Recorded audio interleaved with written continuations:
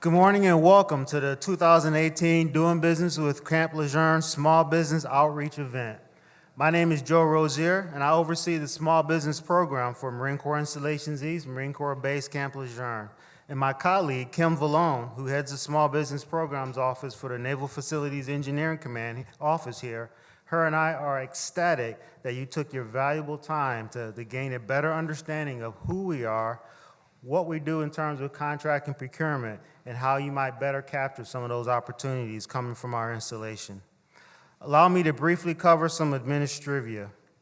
If you look back to the back of the room at that camera there, the center of the wall, wave at that, and I apologize for any of you who are in the Federal Witness Protection Program because I've just outed you. This thing will be broadcast and is being recorded for later broadcast by G10. So if you're hiding, we just undone you. So, as you enter the room, hopefully you saw out there in the lobby key volunteer support of this event, one of Jacksonville's newest and most popular business endeavors, Steak and Shake. And while my legal team would have me quickly add that their presence does not condone any sort of Marine Corps or federal endorsement, it's food. They volunteered. I'm not going to turn down free food, so enjoy. And take advantage of them. We have a few breaks scattered throughout the event. Take advantage of the food that's out there and thank them for coming out here and volunteering of their time and energy to support this event. Some highlights from the agenda this morning. You probably couldn't help but notice there's a prominent space that we've given to the F-35 Joint Strike Fighter, and you probably wondered why. And the astute of you may even have asked the question, is the F-35 coming to Camp Lejeune? And the short answer is no. Back in 2012, the head of the NAVFAC construction office, the then Commander Mark DeLeo, was addressing an audience much like yourselves here in Jacksonville at our annual outreach event, and he boldly made the following prediction: follow the F-35. It's coming to Cherry Point, it's coming to Marine Corps Air Station Beaufort. Where that plane goes, opportunity will follow. And this is back in 2012, he said that. Fast forward to today. There's a prominent media story in the news this week talking about the hundreds of millions that are being spent on Marine Corps installations, much of it connected to infrastructure support for upgrades for the F-35. Scott Dorney, who's the president of the North Carolina Military Business Center and a great American, will tell you that one of the hot spots in federal contracting here in the state of North Carolina is not outside Fort Bragg and Fayetteville, it's not up in Raleigh, it's actually up there in Havelock, North Carolina, home of Cherry Point, future home of the F-35 Joint Strike Fighter. So this morning, we made sure to place a prominent space on our agenda to allow you to hear from someone who's currently closely involved with that construction effort. And who knows, maybe he'll make another bold predictive statement, so no pressure on him. Following the F-35 information, you'll receive briefs from critical federal and state partners who work with us in DoD every day. They're here and available to assist you, and I would go so far as to say that they are essential if you want to be successful doing business with us here in the Department of Defense. A relatively late addition to our program, but one which I think will benefit many, are two concurrent sessions that we have going at the end. The first is for those who are new to federal procurement. You don't know anything about selling to the federal government. You can't spell SAM. You don't know what FBO means, but you think it might be a curse word of some sort. You don't have a clue what this is about, but it looks enticing. There's a 45-minute session. It's going to meet right here in this room after a short break, and we invite you to stay. Concurrently, if you have some interest or have heard about the SBA's new All Small Business Mentor Protege program, but really don't know what that means, not sure if that's an opportunity that's a fit for you, that's going to go at that same time, about 12:15 in the room next door. Again, these were included in the price of your admission. We definitely invite you to stay behind for those, roughly an additional 45 minutes. After our main event, we'll take a short break down, more Steak and Shake, they'll still be here. And then we'll convene those two concurrent sessions. A core of the program is the agency briefs themselves. As you listen to my colleagues, and I keep the subtitle for today's program in mind. Just as in uniform shopping, one size never fits all. There's plenty of information out there on how to approach federal agencies. There's been volumes written about business development, capture management, proposal writing. There's tons of advice on how to build relationships with the program managers, decision makers. How do you improve customer relations and customer awareness of your product, both you of them and them of you? I'm going to make a bold prediction of my own and state that you're going to hear something different from my colleagues and I as we talk about how to do business with our respective activities. And without stealing our thunder, you're going to hear something different. A winning approach used with a major systems command or an acquisition program office just won't see the same success if applied here locally. So a key takeaway is the knowledge that you need to tailor your approach in doing business with the agencies and activities here on board Camp Lejeune. One size does not fit all. During today's program, you will be given opportunity to ask questions, and definitely we've reserved a spot on the agenda at the end of our program for a Q&A session. So jot down your questions. But as time permits, I encourage the speakers to go ahead and at the end of their individual presentations to field a question or two as they feel led. But if not, hold them to the end, and we'll let you have free access to us or free access to them. I'm going to go hide in the back. Now to get us started this morning, and always a perfect fit, is the president of Coastal Carolina Community College, President David Heatherly.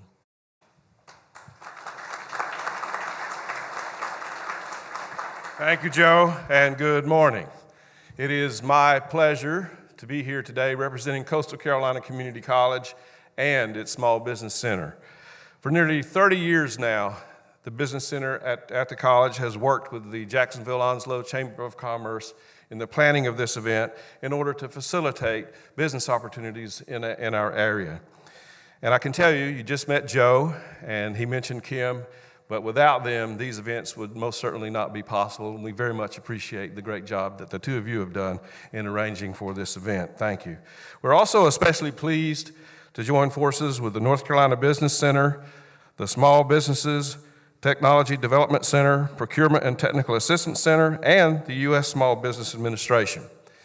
And this certainly would not be possible without this facility being provided to us by our county commissioners and our county manager, David Cotton. We very much appreciate that. And of course, Steak and Shake, my son's favorite place to eat, has also been mentioned, and we very much appreciate their involvement.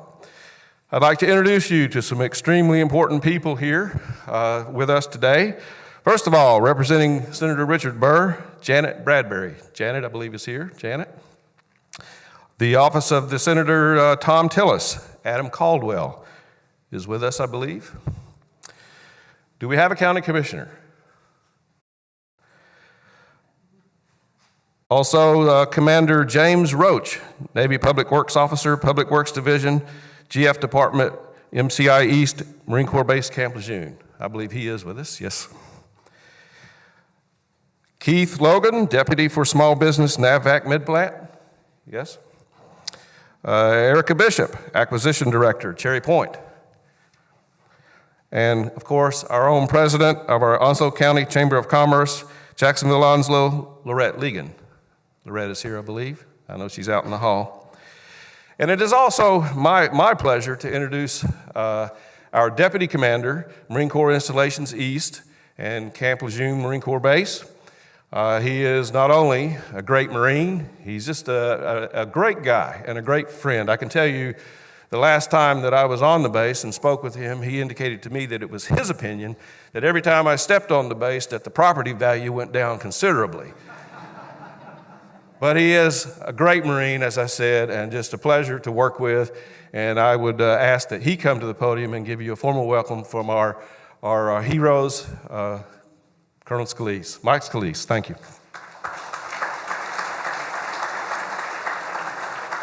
Dave, thank you, sir. Always a pleasure. You know, you are a friend of the base, and again, a personal friend. I want to welcome everybody here today. It is a good-looking crowd. It is disconcerting to have your mug on TV. I'm not. Yeah, there you go. Based on what I'm hoping that the statement that TV adds 15 pounds is true.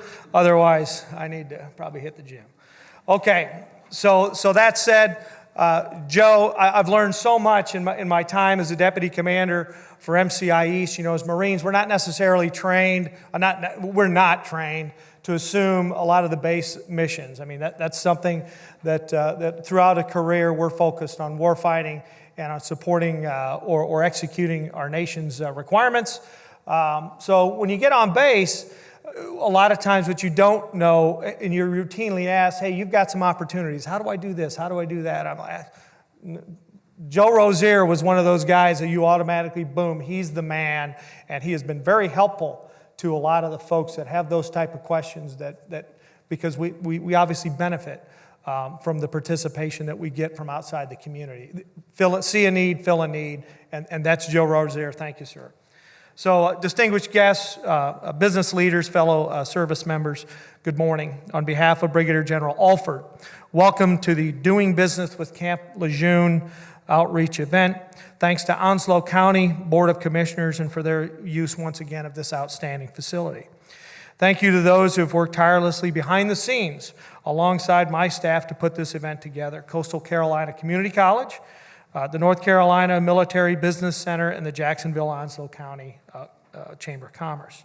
And special thanks to our resource partners this morning, the U.S. Small Business Administration and North Carolina Business Technical Development Center and North Carolina Small Business Network. You continue to provide a stellar example of what is possible when we work together collaboratively. General Alford, the CG for MCI East, sends his sincere regrets that he could not be here, and of course that means you have to endure me as your representative. That's a Joe Rozier comment, by the way. In all seriousness, in his absence, only highlights why we are here this morning. General Alford is dual-hatted as the commanding general for both Marine Corps Installations East, Marine Corps Base Camp Lejeune. General Alford also was recently assigned as the additional tasking as the commanding general Task Force Southwest in Afghanistan. He, along with many Marines and sailors, are busy with preparations to deploy once again into harm's way. What you do in this audience is understand better than most that no Marine deploys in isolation. We deploy as a team, and obviously we all have loved ones and friends who anxiously remain behind. But in addition, we have an appreciative community who supports us. And too often overlooked, we have an educated and engaged industrial base helping us prepare, providing material goods, and occasionally deploying alongside with us. Also that we will be successful in our mission and return home safe again. You all matter and play vital roles. Our rock-solid relationship with this educated and engaged industrial base is what this morning is all about. This morning you will hear from procurement subject matter experts representing Marine Corps Installations East, Naval Medical East, Naval Facilities Engineering Command, and Marine Forces Special Operations Command. You will be introduced or reintroduced to critical resource partners whom we work with on a daily basis. Ask questions, take copious notes, grab business cards, follow up, but whatever you do, stay engaged. In public comments over the past few months, senior leaders in the Marine Corps have shined a light on a change that we're undergoing. The latest National Defense Strategy calls for greater focus on the Indo-Pacific region and its potential for high-end combat, and less emphasis on the Middle East and its largely counterterrorism mission set. In conjunction with that, the Marine Corps is taking a fresh look at its organization, manning, training, acquisitions, plans to ensure it aligns with and supports high-end, large-scale war without losing a step in the missions the nation has come to expect from its Marines. Cyber and information warfare is front and center in the Marine Corps and changing operational landscape in ways our fathers and grandfathers could never have imagined. What has not changed is that we remain a team of teams. Now, more than ever, we need you. So I want to sincerely thank you for coming this morning.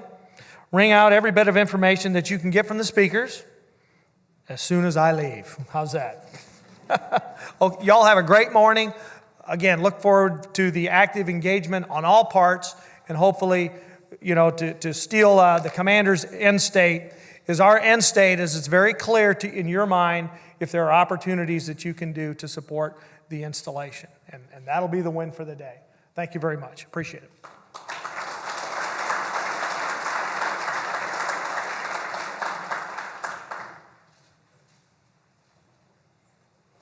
Good morning. My name is Kim Vallone, and I am very excited to introduce our featured speaker today. And I am speaking of Donald Elliott, who is the supervisor of the Facilities Asset Managed Division at Cherry Point.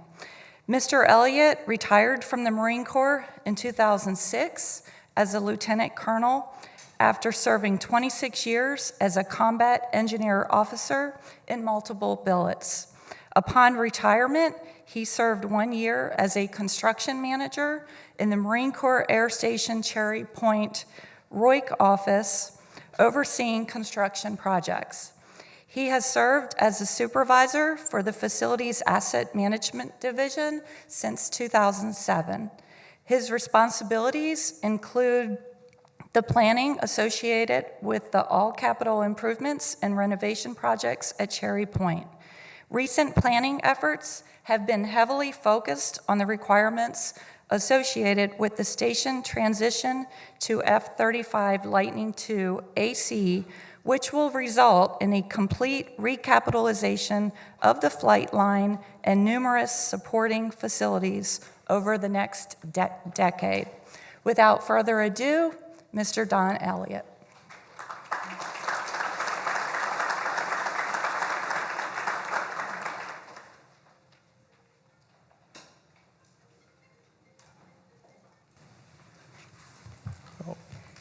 Thank you, Kim. Appreciate that, and thank you for allowing me to be here. I really am welcoming the opportunity to represent Cherry Point and present what we're doing at Cherry Point. I'll run through the F-35 program and how you could hopefully become engaged in that. We've given a lot of planning and effort into this program, and we really think it's important for the future of Cherry Point. So this is, again, I think this is a great opportunity to present this to you. I'll focus on, there's some slides in here I'll breeze through pretty quick. It just helps you understand the overall program, but I'll try to focus on the slides that I think you would be most interested in, that could have application to what you might be able to bring to the table at Cherry Point and what might benefit you. And I want to add, this is just the F-35 program. What's going on at Cherry Point currently and is going to continue. So this is in addition to what we're already doing.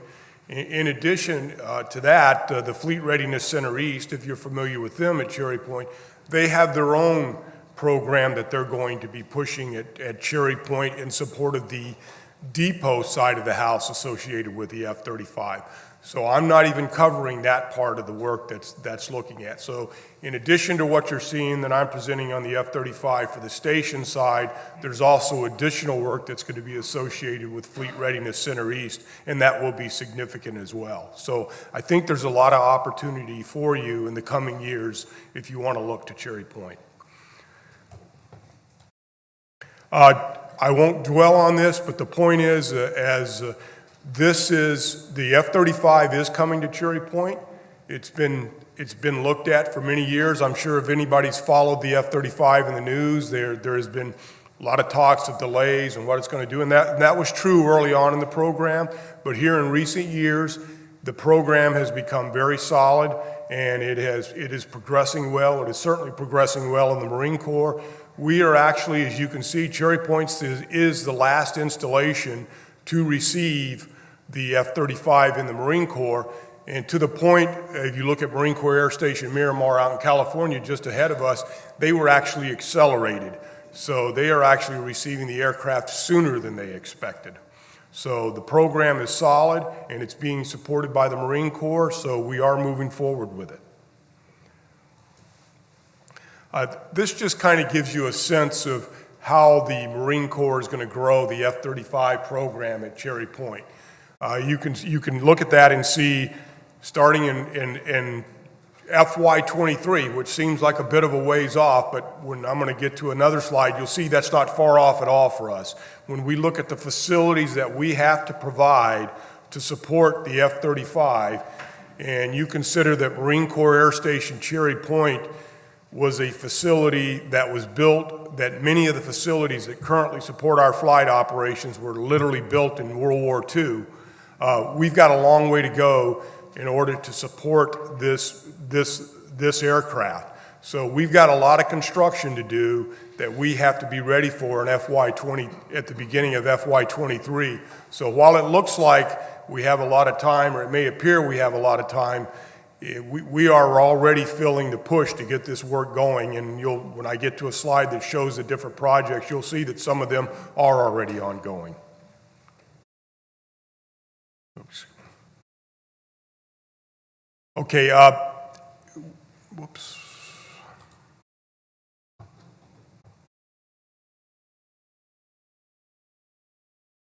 It took a lot of effort to develop the plan that I'm going to show you in a couple of slides.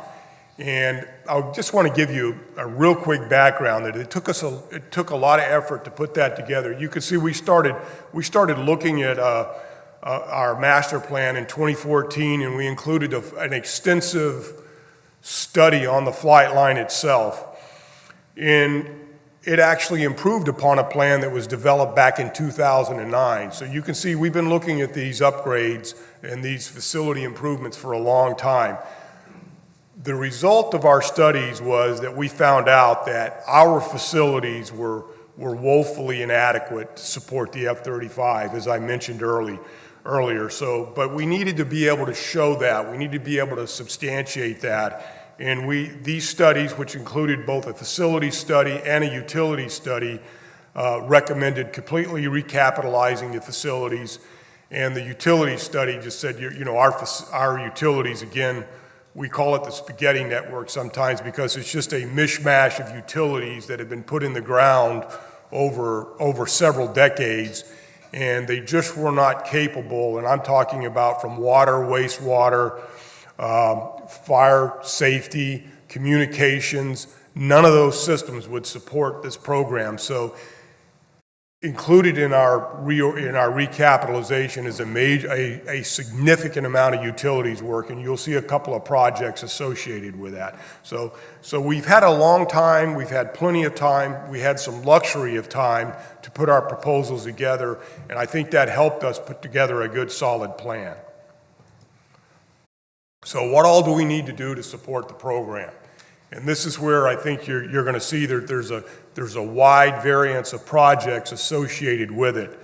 I mentioned upgraded utilities already.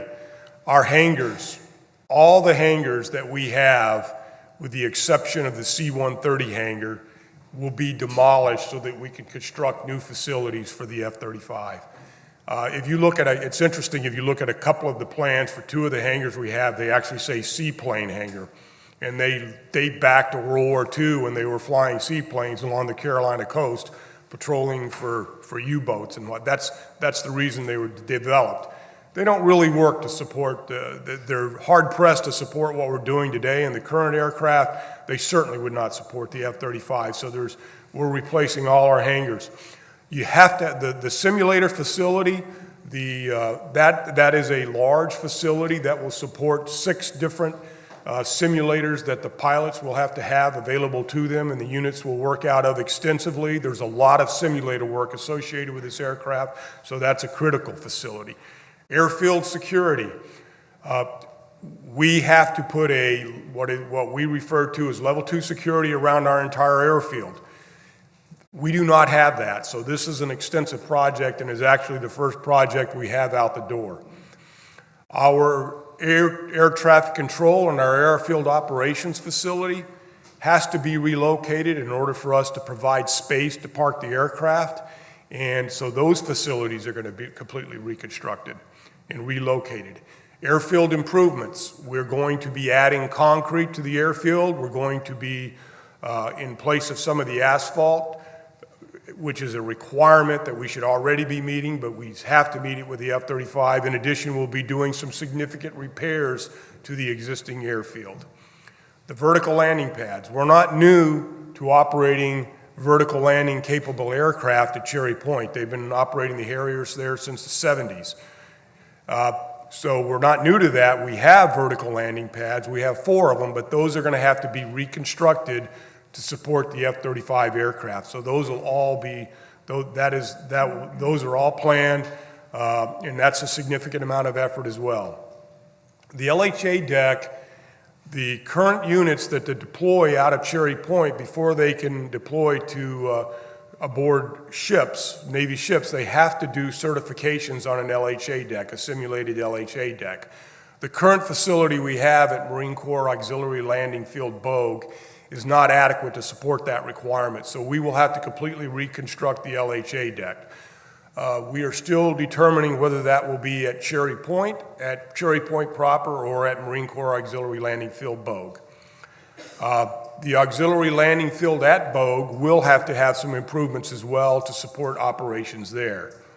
Support equipment storage, basically warehousing, but this aircraft does come with some equipment that has to be properly stored and repair parts and whatnot, and we will require some equipment storage for that. And lastly, as you might imagine, the maintenance associated with this aircraft is significantly different than the aircraft we currently have on station, so we have to do some major improvements to our aviation logistics squadron. That includes a ground support equipment shop, power plants, which is the engine, and of course the armament shop in the type of weapon systems that they employ, and they have to have a place to maintain those weapon systems. This kind of gives you a sense of what we're going to be doing over the next decade and how this is going to happen. If you're familiar with the EA-6B, that's the electronic warfare aircraft, those squadrons have already started to sundown. In fact, 3 of the 4 squadrons have already sundown, and the 4th squadron will sundown by around May to June of next calendar year. We have 4 AV-8B squadrons. 1 of those is a training squadron, and 3 of them are operational squadrons. 3 of the 4 will transition from 22 to 26 in that time frame. In addition, the training squadron will actually, that will just be sundown as well. So that squadron will go away.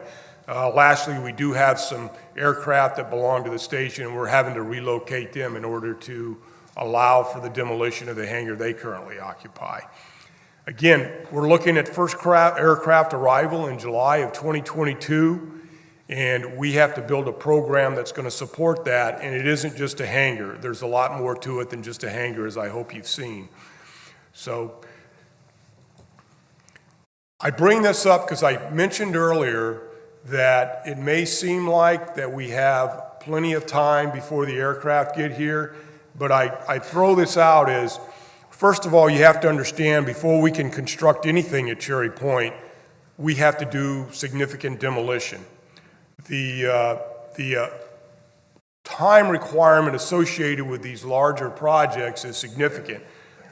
36 months, and we're currently in design. We're in the design development phase for the first hangar, and we're being told this is an aggressive schedule. So that kind of gives you a sense of why that timeline that we're going to be working off is critical, and that we have to push this very hard so that we can make sure the facilities are there when the Marines need them.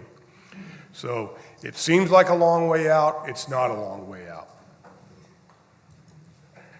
And this is the slide that I'll spend a few minutes on, because I'd like to make sure that you can see what the projects are and see what opportunities you might see that would be available to you at Cherry Point.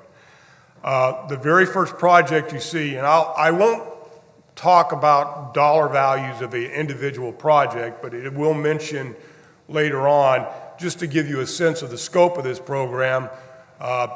We're looking at about $850 million total for these projects.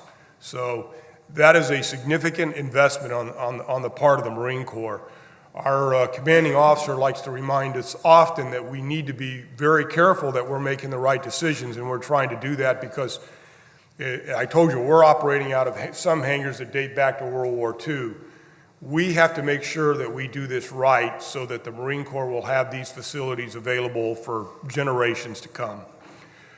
Airfield security upgrade. It may not seem like a fancy project, but when you start putting up fencing around all of Marine Corps Air Station Cherry Point, which includes 4 8,000-foot runways, it's actually, and some patrol routes, it's actually a significant, it is a significant project. That project will be awarded here in the September-October timeframe of this year. So it's actually completed design and is in the acquisition process currently. The next two projects are the first two that are a linchpin to the success of the program. And that is a hangar construction, which is the P199, and that is a 2-module hangar that will support the first two F-35 squadrons.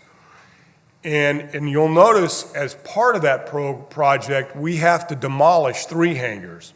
So I said one of the challenges with Cherry Point is we can't build anything until we make room for the new facilities. So just the demolition of those 3 hangars is going to be a 6 to 9 month process. Included in that project, in that same FY, is the utilities infrastructure upgrade along 6th Avenue. And that is a complete recapitalization of our infrastructure. And when I say, and again, it's all of the infrastructure. It's water, wastewater, sewer, communications, natural gas. All of that will be replaced along the entire 6th Avenue route. So that is a major utilities project. That will provide the capability to support multiple projects in the future. Both of these projects are currently in early stages of design, and they are both going to be awarded in FY19. So these projects have been fully supported by the Marine Corps and are fully on track to meet the dates that we will need to support first aircraft arrival. So those are just the FY19 projects. As we roll into FY20, you start seeing some of the other critical projects that I identified earlier. First is the training and simulator facility. Just to give you a sense of how the size of this facility, it's going to be about 60,000 square feet. So we're not talking a small facility, and included in that will be essentially 6 rooms, and each one of those rooms will house a simulator. And the simulator for the F-35 it's distinctly different if you've ever been associated with aviation simulators. This one is quite a bit different from previous simulators. And it also requires a lot of security associated with that, with all these facilities. So that's a big part of the requirement as well. I had mentioned that we're going to be replacing the ATC tower and the airfield operations hangar. If you look on the where it shows the large yellow oval where they currently reside, that's where they currently reside. If you look at the lower left-hand corner of the picture, we have to have that space to put aircraft. And in order to put the aircraft there, we have to relocate these facilities. It is a major undertaking to relocate the ATC tower specifically, but, and again, these projects, we've done the very preliminary design on them, enough to get them included in the FY20 MILCON program, and it is progressing well. And I also mentioned the P206 and the last one is the P206 runway improvements. Included in that is major repairs on the airfield center mat, which is concrete, adding 1,000 feet of concrete to each of the 4 runways. And then on each of the 4 runways, we have a cable that crosses the runway, and with the increased number of landings that we're going to be doing with cable aircraft, we're going to replace that asphalt with concrete as well. So that is a major project just to do the runway improvements. If you look at the so that gets us through the FY20 program. If we get through FY20, that is close to probably about 45 to 50% of the total program that's required to support all of the F-35s coming to Cherry Point. It's not the final critical ones we need to do, but these are all tracking very well for execution through FY20.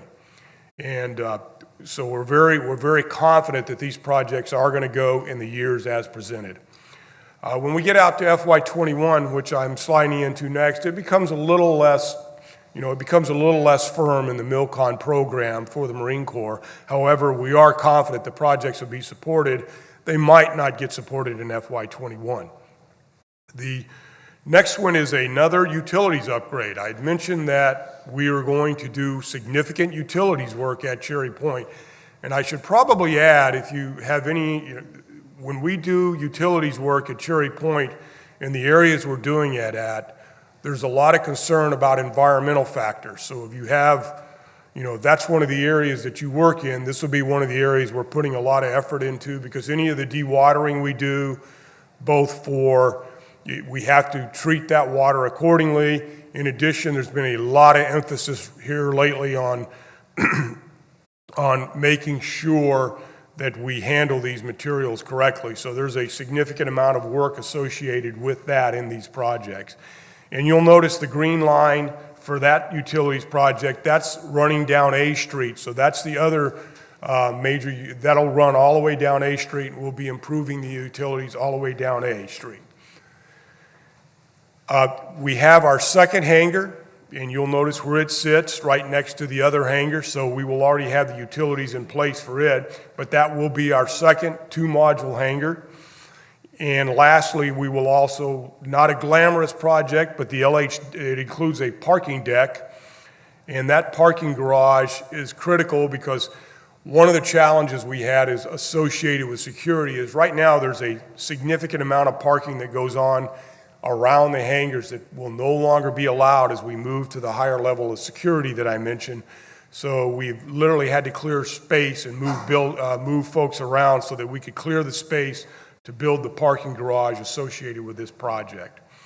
And lastly, in FY21, I had mentioned that we have to construct a new LHA deck.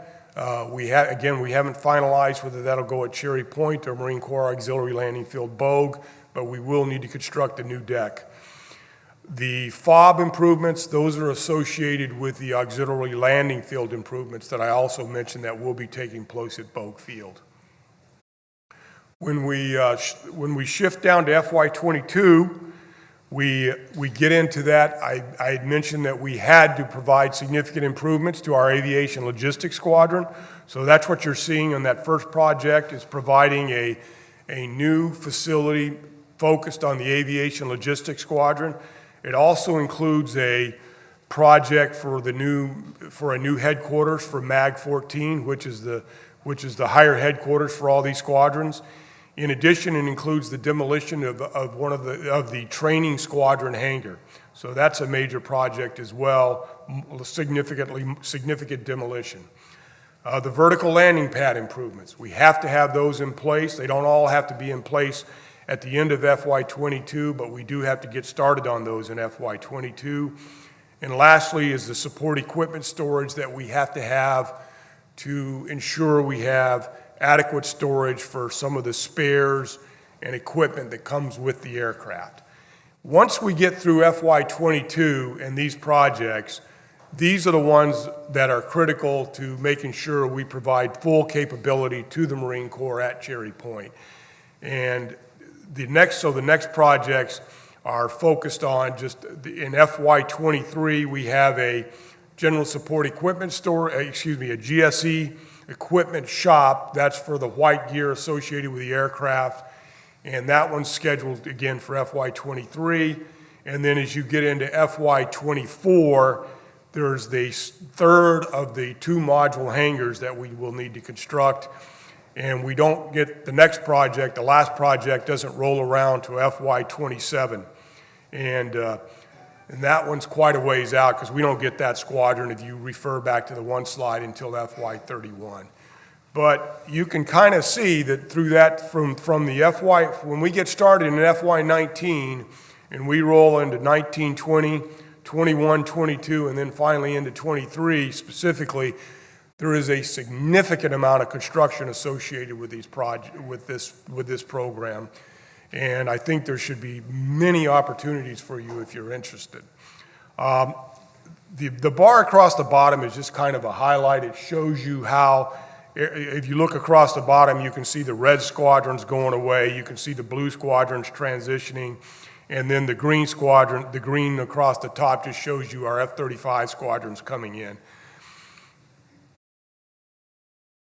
I won't dwell on this side other than it's important that we spent a lot of time ensuring that the operational units would not be impacted by this plan so that they could, that was critical for us.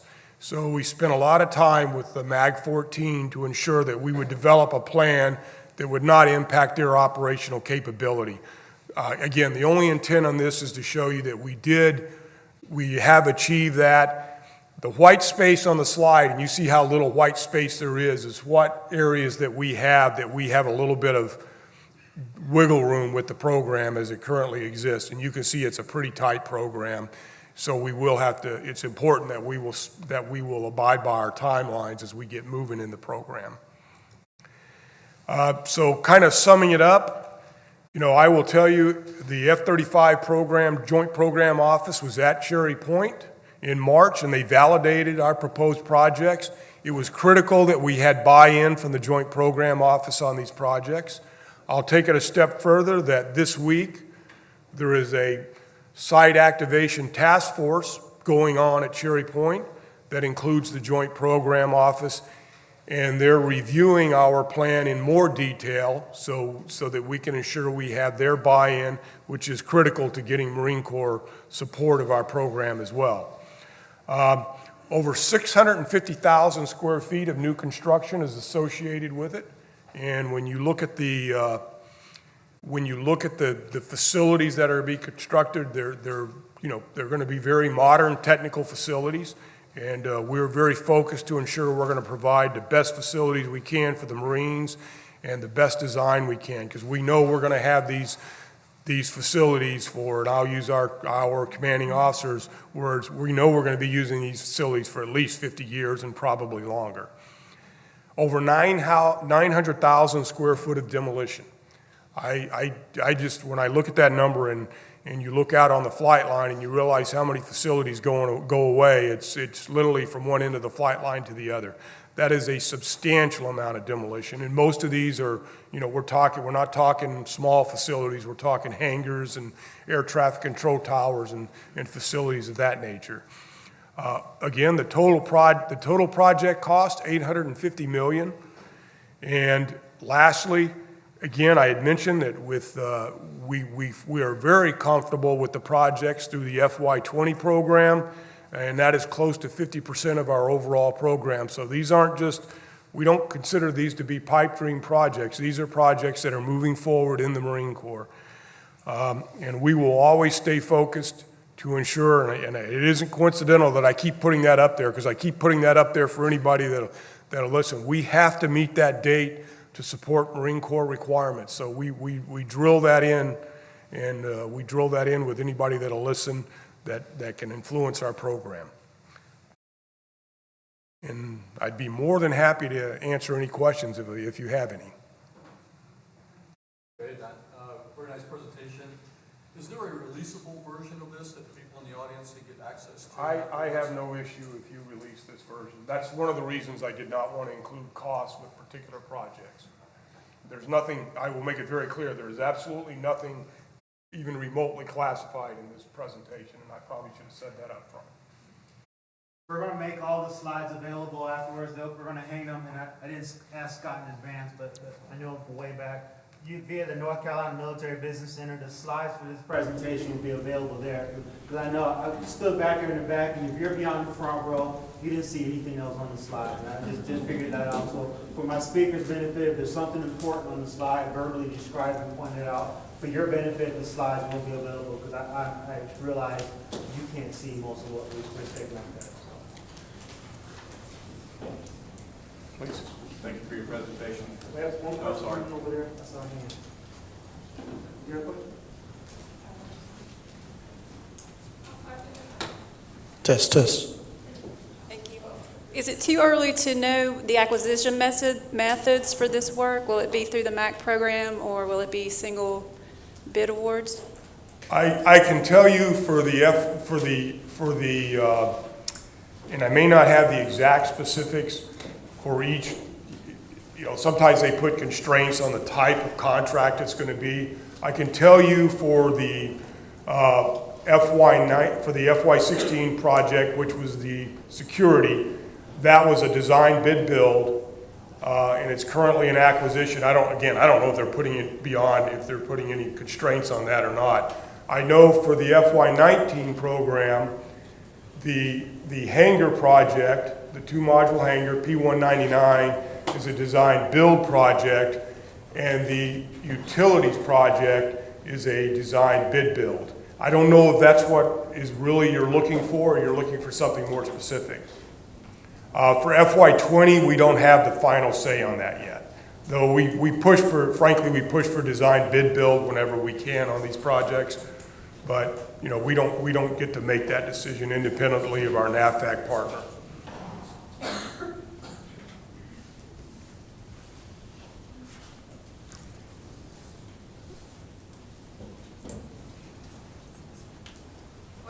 Here you go.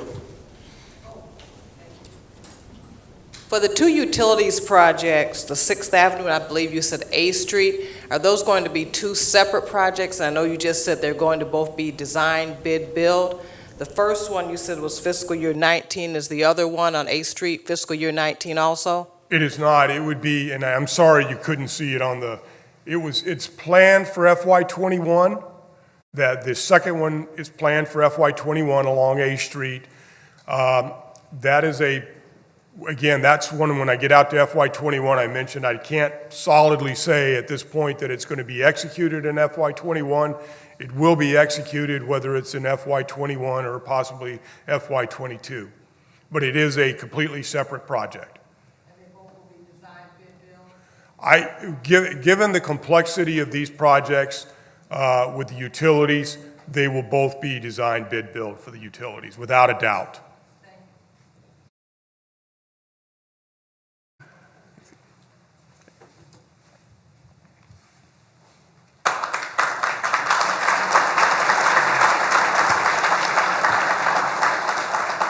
Thank you for staying with us. As you notice, my boss has left. Now it's a party. So now I'm going to let my hair down, and we're just going to have at it. So, next up is the first of the key partners that we have. Again, they're vital to doing success with the federal government and in ways you may not fully appreciate, but I've asked them to clarify how they interact with us, what they can offer to you. And first up will be a representative from the U.S. Small Business Administration, Ms. Meridian. Quick on other administrative side note before she comes up, I mentioned that the slides will be made available. Also, because we're recording this main session, that's going to be captured as a YouTube video. So when you go to the Military Business Center website, you'll also be able to click on a link and rewatch this all over again, over and over again. If you have insomnia and have trouble sleeping, you can pull up videos of me and just put it on loop, and you'll be out just like that. So, Ms. Meridian?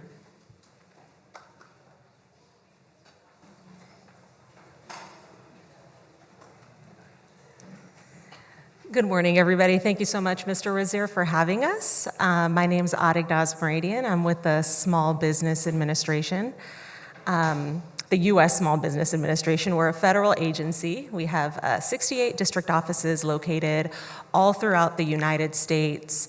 I'm based out of the Charlotte district office, so I traveled a little way to get here. I'm sure like several of you others did today as well. So what I'm going to cover is I'm going to briefly talk a little bit about, so the SBA we have a few core competencies that we focus on, but what I'm going to be focusing on today is related to the contracting piece, since we're the Small Business Administration and you're here, looking at potential opportunities. So I'm going to briefly talk a little bit about the small business goals. And then I'm going to go and sort of focus in on some of the small business certification opportunities that are available to small businesses at the federal level. And then I'll close out with a little bit of general information about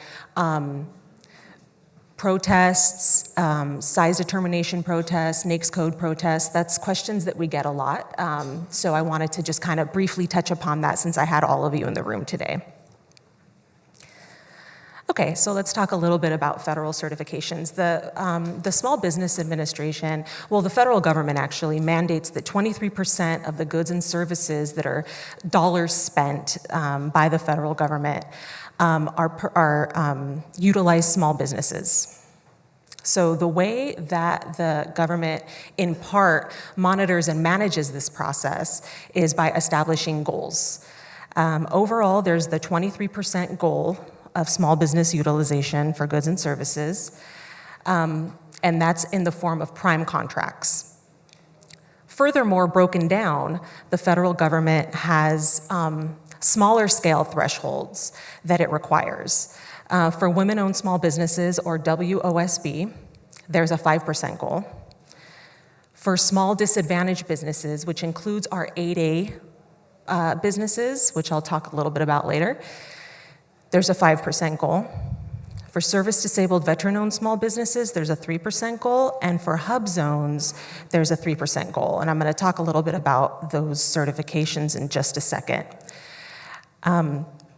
Good thing to know that SBA works on an annual basis. Our headquarters out of Washington, D.C., works on an annual basis with all the federal agencies to establish their small business goals. So the overall goal is a 23% small business utilization, but different federal agencies have different goals, depending on how the SBA has negotiated with that agency. And those scorecards can be found, so how the agencies do on an annual basis, their scorecard can be found on our website at sba.gov. Okay, so let's go into the federal contract certification. So like I said, there's that 23%. So how the federal government kind of in part monitors and manages that spending is by providing certification opportunities to small businesses. And then with those certifications, there are set-asides. So like I said, with the woman-owned small business, there's a 5% set-aside. A small disadvantaged business, 5% set aside, which basically means that only businesses that obtain that certification can compete on those projects when they come out to the street. So it reduces the pool of competition only among not only small businesses, but small businesses with that designation. So these are the self-certifications. There's the small business self-certification, small disadvantaged business, service-disabled veteran-owned, women-owned small business. And then there are also the formal certifications that must go through SBA for review and approval and are monitored regularly. That's the 8A business development certification and hub zone. And I've included the Code of Federal Regulation that guides these different certification programs. So if you ever want to learn more, specifics, you want to get in the weeds about sort of what the regulations are on these different programs, you can find them at these various different citations and sections of the Code of Federal Regulations. These are SBA certifications, right? The Service Disabled Veteran-Owned Small Business, VA has another certification process, which is, it's not self-certification, it's also an official formal certification program. That's right. Get mixed up. Thank you for clarifying that. So the VA has the CVE certification, which is, how many of you have heard of the CVE certification? So basically what that is if you want to work with the Veterans Administration, as a vet, you must have this CVE certification as a veteran small business enterprise. So that's a VA requirement. The Service Disabled Veteran-Owned Small Business certification is part of that overall mandate of the 23% requirement of federal dollars spent within the federal government in general, not just with the Veterans Administration. And that is a 3% goal, and that is a self-certification. So yes, the CVE certification is a process that you must go through, whereas the service-disabled veteran-owned self-certification is not. But I'll talk a little bit about sort of how to get certified as service-disabled veteran-owned in just a second. Okay, so let's start with the small business certification. So basically, as long as your business is follows the guidelines of 13 CFR, meets the guidelines of 13 CFR 124.1000, you can technically be self-certified as a small business. The self-certification process is merely going into sam.gov, your profile, and self-certifying yourself. Of course, small business is based on your primary industry NAICS code, which can either be based off of a number of employees over the last 12 months or average previous 3-year revenue. So depending on your primary NAICS code, that would help you determine whether or not you are a small business. And you can actually find SBA on our website. We have the SBA establishes the small business size standards, so you can actually find the small business revenue or employee size standard that's connected with every NAICS code on SBA.gov. Okay, so with the small disadvantage certification, again, that's a self-certifying, and you would merely check that box off in sam.gov. It is important to note that the business needs to be at least 51% owned, managed, and controlled by the socially and economically disadvantaged individuals. And again, you can find more information on that description in 13 CFR 124. And again, as a reminder, that's part of the 5% of all federal contracting dollars. Okay, let's move on to women-owned small business, WOSB. There's also economically disadvantaged women-owned small business. You can find the guidance in 13 CFR 127. You can also find the procedural guidance in FAR 19.15. That's a 5% overall goal. First of all, the business must be small based on their NAICS code size standard. 51% of the ownership must be held by the qualifying party and must be U.S. citizen. And the qualifying party or parties, of course, if it's comprised of more than one woman owner, must be the highest ranking. So in addition to this, there's the economically disadvantaged piece, which is also part of the set-aside program. So that includes the above mentioned information, but in order to be economically disadvantaged women-owned small business, you must have a personal net worth of less than $750,000. SBA will exclude the ownership in the business, equity in your personal residence, any income that's been reinvested or used to pay taxes toward your business taxes, any funds that have been reinvested in the official retirement account that cannot be withdrawn without penalization, as well as any assets that have been transferred within the past 2 years on behalf of an immediate family member for a specific purpose. Your adjusted gross income averaged over 3 years entering into the program must be less than $350,000, and your assets must be less than $6 million. Now, the economically disadvantaged and the woman-owned small business certification, there is self-certification, but there is an additional process that you must go through over just self-certifying yourself in SAM, your business in SAM. What you must do is you must go to certify.sba.gov and set up a profile in the repository. There's a list of documents that you must upload verifying your women-owned small business status.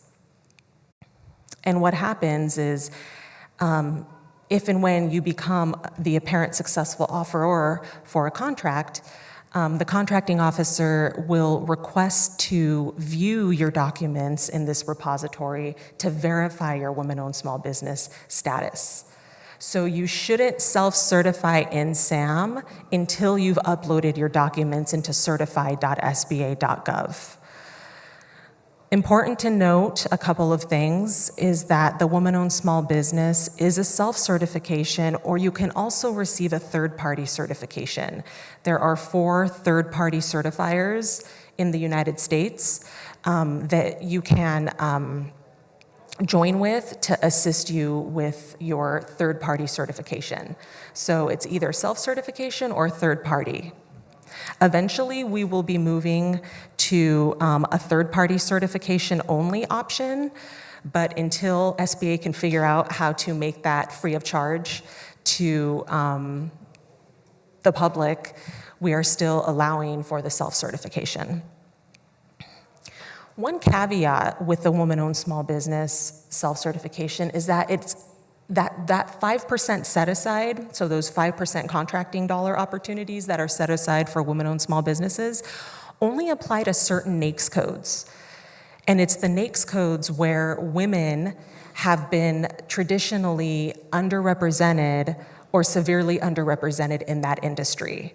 So that's kind of what the caveat for the woman-owned small business self-certification is. So unless you, as a woman-owned small business, have those specific capabilities that fall under those NAICS codes, if you do have those capabilities that fall under those NAICS codes that are listed, there's 45 two-digit NAICS codes under the WOSB program, the Women-Owned Small Business Program, and there's 38 two-digit NAICS codes under the Economically Disadvantaged Women-Owned Small Business Program. So if you fall under those NAICS codes, then it would definitely, be a good idea for you to consider self-certifying, because those would be the NAICS codes that would be set aside to be competed upon other women-owned small businesses. Okay, so service-disabled veteran-owned small business. The guidance there is at 13 CFR 125. You can also find more information on the SBA website as listed, sba.gov/SDVOSB. A reminder, that's a 3% goal that the federal government has overall. So basically, with a service-disabled veteran-owned small business, not with the VA CVE small business, what you need is you need to be a small business. You must self-certify and represent in SAM. You must be at least 51% owned and controlled by one or more service-disabled veterans, and have one or more service-disabled veterans manage the day-to-day operations, and also be in a position to make the long-term decisions. And the eligible veterans must have a service-connected disability. So what happens in this case when you become the apparent successful offeror, the contracting officer will request to view your DD Form 214 and your VA letter as to your disability. So that is how you show that you are service-disabled.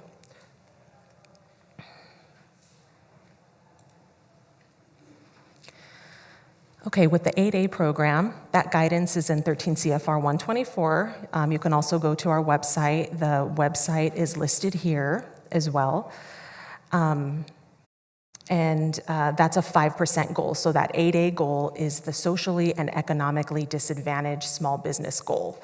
So it's rolled up into the small business goal and the small disadvantaged business goal. However, this one is not a self-certification. This one actually, you must go through the Small Business Administration to apply and to be accepted into the program.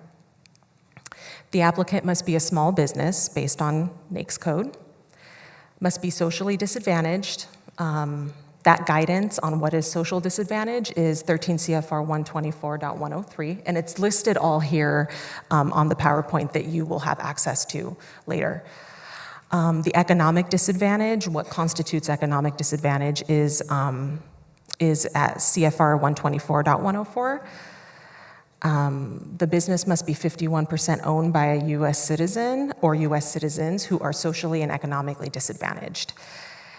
Basically, upon entering into the program, The individual's personal net worth must not exceed $250,000, and their personal income averaged over 3 years must not exceed $250,000.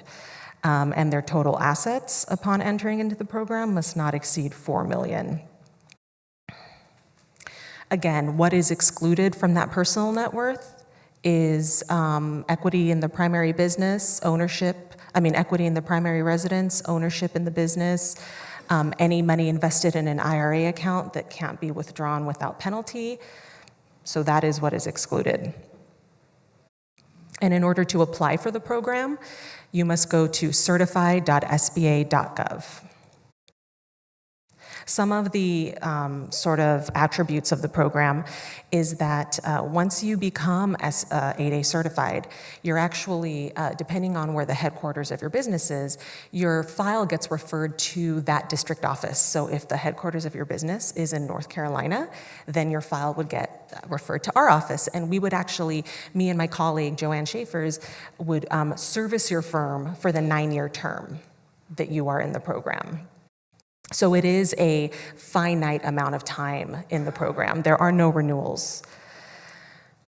One of the great sort of attributes and facets to this program is that agencies have the ability to sole source to 8A companies up to $4 million for construction and services, and up to $7 million, not $7.5 million, which is what the PowerPoint says, for manufacturing projects. So there is that sole source authority that does not require a justification and approval.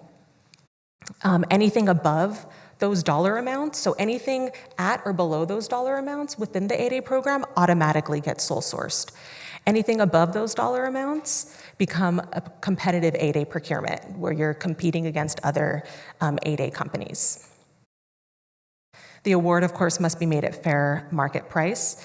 And the benefits, some of the benefits of the 8A program is that you can joint venture with other companies to increase your capabilities and capacities and go after these 8A set-asides. You can also mentor. You can also establish a mentor-protege agreement with another business and potentially even a large business, and then joint venture with that business through the mentor-protege and bid on small business set-asides, 8A small business set-asides with that business.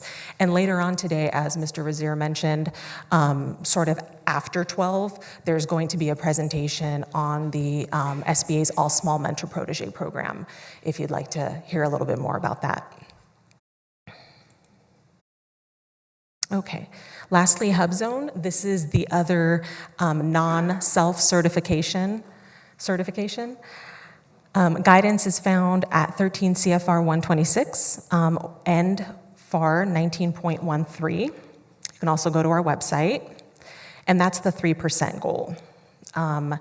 Now, with HubZone, the principal office must be in a HubZone. And when we're talking about HubZone, this is different from this North Carolina State Hub program.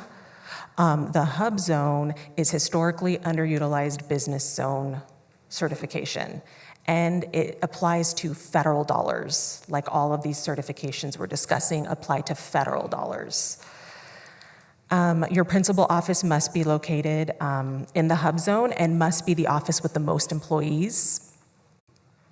At least 35% of your employees must reside in any designated hub zone, because the idea behind the hub zone program is to revitalize areas that have been historically underutilized. So they're looking for businesses to be located in the hub zone so that they're paying, lease, they're buying buildings in the hub zone.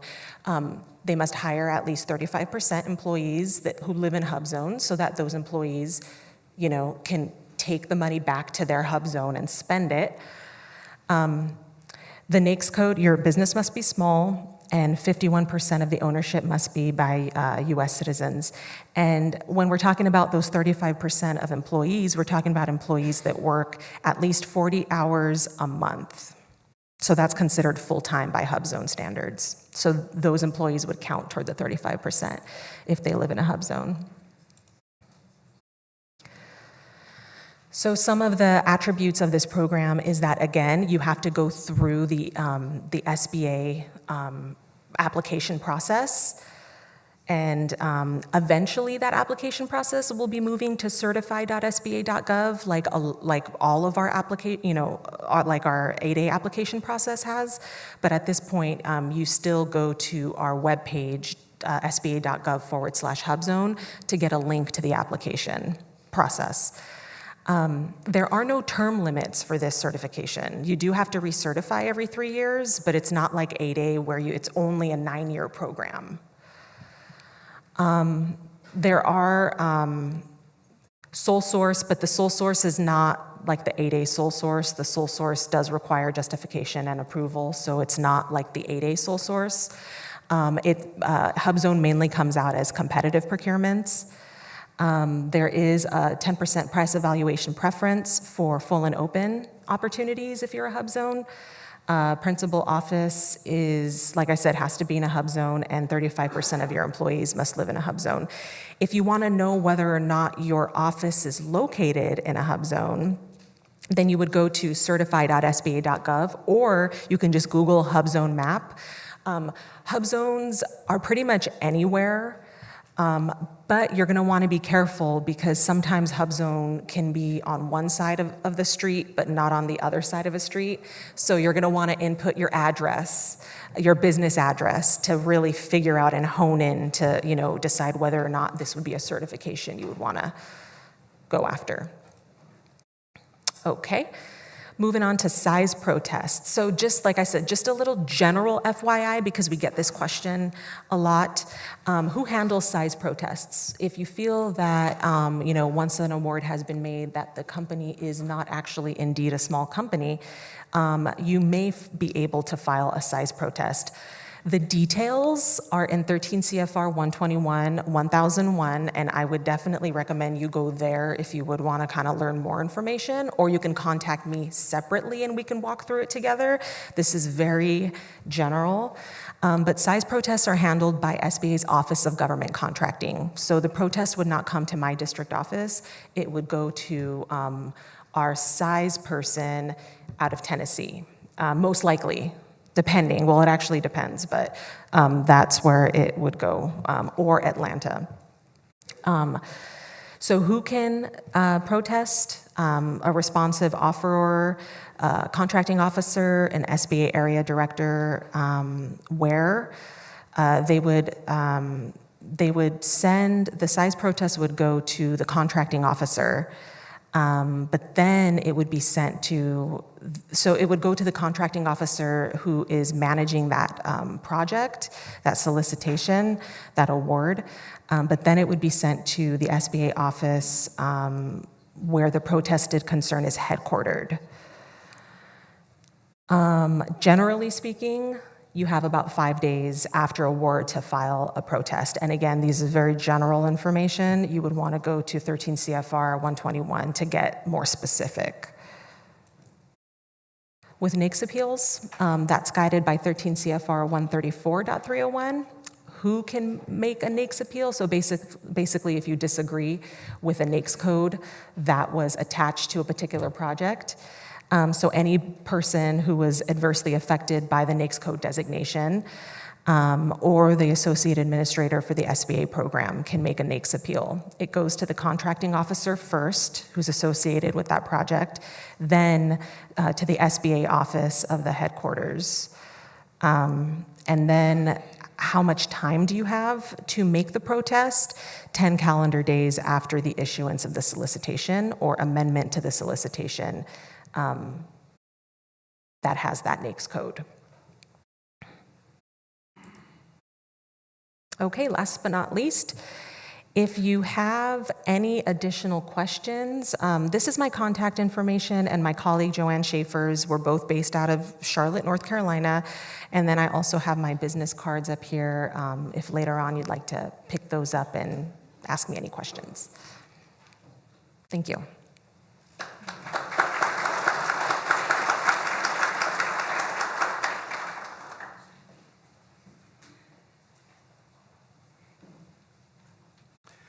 Next up, we have Mr. Scott Barker representing the North Carolina Procurement Technical Assistance Center, and he'll give you a quick takeaway regarding the small businesses designation and statuses. One of the things I always encourage firms is to utilize the statuses that apply to you, but always recognize your most important attribute is being a good company. You know, Marines going forth in a harm's way, they really don't care if you're woman-owned, small business, hub-zone. They want to know if the goods you're offering, are they going to work? Are they going to help them be successful? Are the services that you're providing, are they going to make them safe and help them be successful and get home again to their loved ones? But utilize those statuses to distinguish yourself, to help you stand out, to shrink that competitive pool. So by all means, utilize those. But don't be that firm that walks in my office and says, "Hi, good afternoon. I'm a small business," and I have to pull teeth. What do you sell? What do you offer? So don't be that guy. Be a great company, and then utilize the statuses that are available to distinguish yourself. So, Mr. Barker.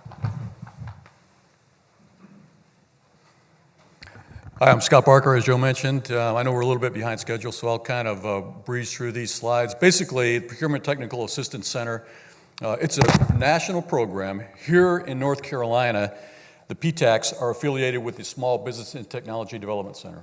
It's not like that in all the states. So if you're here from a different state, there is PTAC program in your state as well.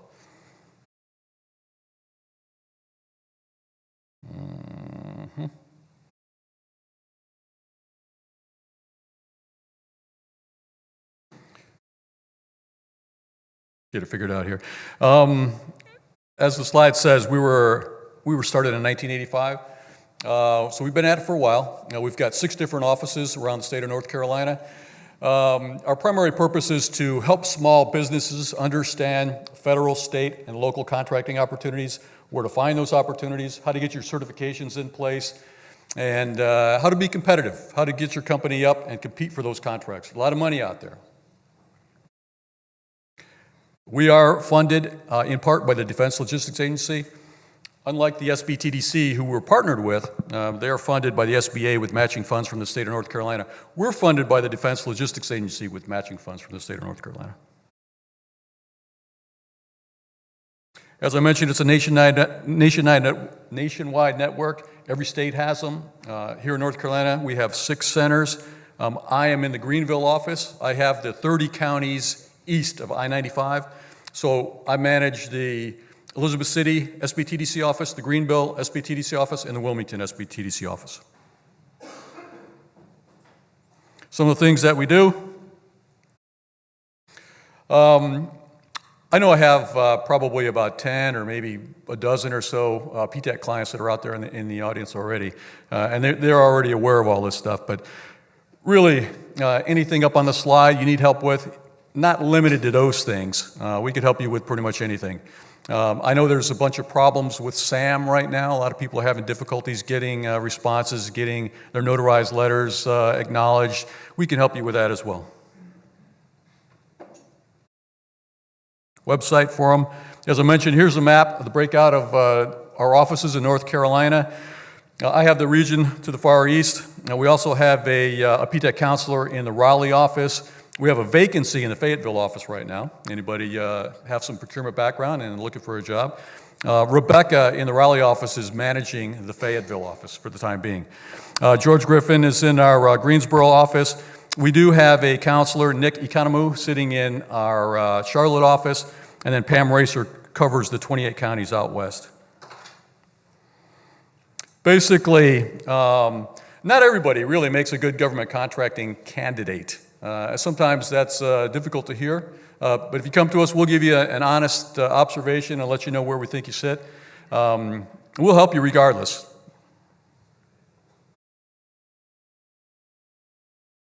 Some of the things that we can do for you: diversify your customer base, government contract in general, what we're talking about. Cover overhead costs, even out cash flow.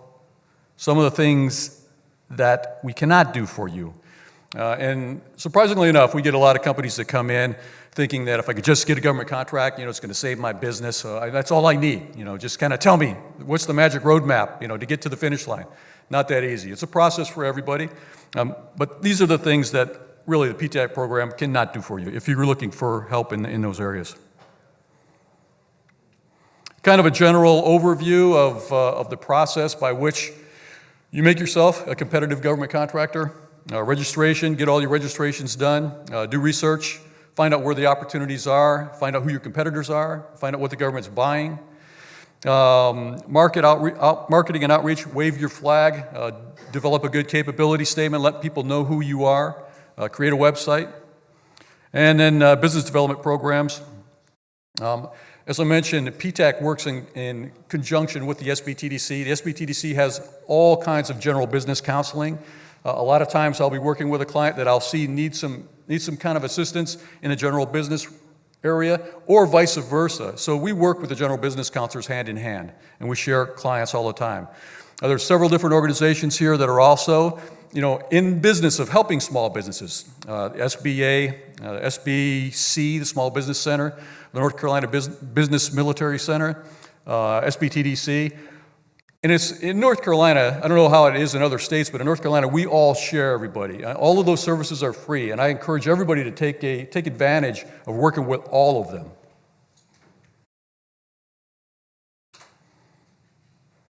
NAICS codes, kind of brief, we heard a little bit about that earlier in the morning. These are things that we can help you with. Some of the things you need to do to get ready to start your SAM application and complete your SAM registration.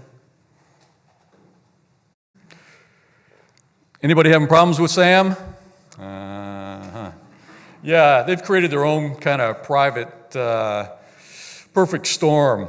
Effective the 1st of April, they've required all businesses that want to register in SAM to also include a notarized letter. Anybody who is updating their account annually also has to include a notarized letter. They since have gotten overwhelmed and backtracked on a couple of those requirements, and at the same time, they're upgrading their site to include a bunch of additional databases, FBO, FPDS, a couple of these others. There are 10 different databases that are going to be integrated into SAM eventually. It's probably going to be about another year from now, but it is intended to be your one-stop procurement shop. But anyway, right now, if you have some problems with SAM, come and see a PTAC counselor. Will help you out.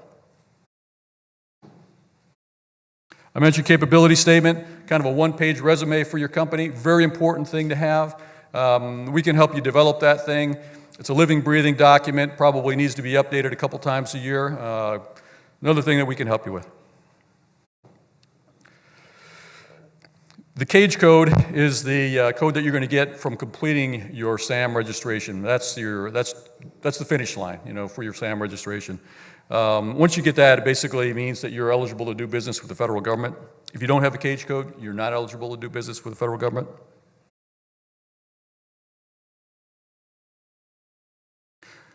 Ari already talked about a bunch of these.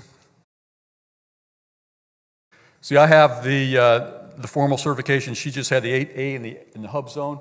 For me, the VA, Small Service Disabled Veteran-Owned Small Business Certification, is another one that requires formal certification.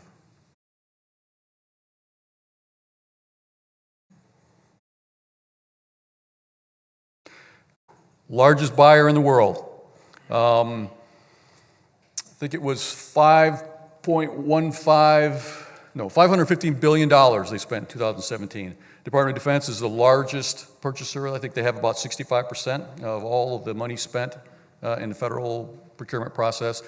But there's a lot of other government agencies that are out there that are buying anything. If you have a product or service that you sell, likely that the federal government is buying it. Also likely that the state and local municipalities are also interested in them. Some ways to stay connected. Questions? Trying to get us back on track. Anyway, this will be posted along with the rest of the slides. I have some business cards here. I've got a flyer out on the table identifying some of the updates that are going on with SAM, some of the ways to try to help get some of your problems resolved. And that's it. Anyway, I'm going to sit down, and if you have any questions during the break, you can come up to see me, and I'm glad to talk to you.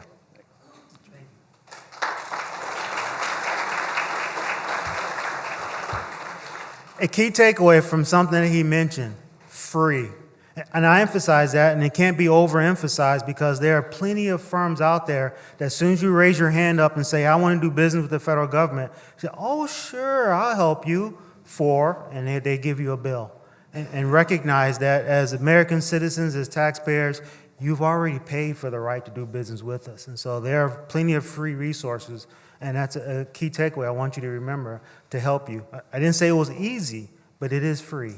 And so we exist. There are a multitude of organizations, as mentioned here in the state of North Carolina in particular, to help you navigate that self-created minefield that we've created for you, but to help you to reach us. Because as my boss mentioned, at the end of the day, we do need you to engage with us. So, next up, Mr. Scott Dorney of the North Carolina Military Business Center. I have known him far longer than I care to admit. He can actually tell bad stories about me. Half of those stories are not true. I will not admit to which half are the true and the false part, but I invite him up to talk about his organization and how they can interact and help you. My name is Scott Dorney. I'm the Executive Director of the North Carolina Military Business Center. The reason why those slides are up, you've got 2 sessions after the morning, and Sue Cranes and Paul Ann are teaching those, and those slides were actually Sue's slides, so I won't give you her slides. I'll only disagree with Joe on one point, and I never do that because he's a great supporter. He used that 4-letter word we rarely use, which is FREE, which we only use less than, or no, the only one we use less than that is EASY. But as you well know, if you live in North Carolina, nothing is free. We like to say you prepay for our services because we know y'all are paying your taxes and therefore you pay for the Military Business Center, but your services are fee-free. Okay, great. This is Lauren Bogert. Lauren is our Match Force manager, so if you have questions about Match Force, she is here. Talk to her. When you call Match Force tech support, you do not get Pakistan or India or anywhere else. You get Lauren Bogert in Fayetteville, North Carolina. So that's Lauren. Wave. Do your best princess wave. You missed my princess wave. I did so well. Okay, great. We're going to go through this real fast. First of all, North Carolina is a military state. Y'all know that. Next slide. Huge impact on our economy. And you're going to have all these slides that are going to be on the website, so don't worry about trying to take notes. $66 billion impact. We do $5 billion in federal contracting, almost $3 billion in DoD contracting. Next.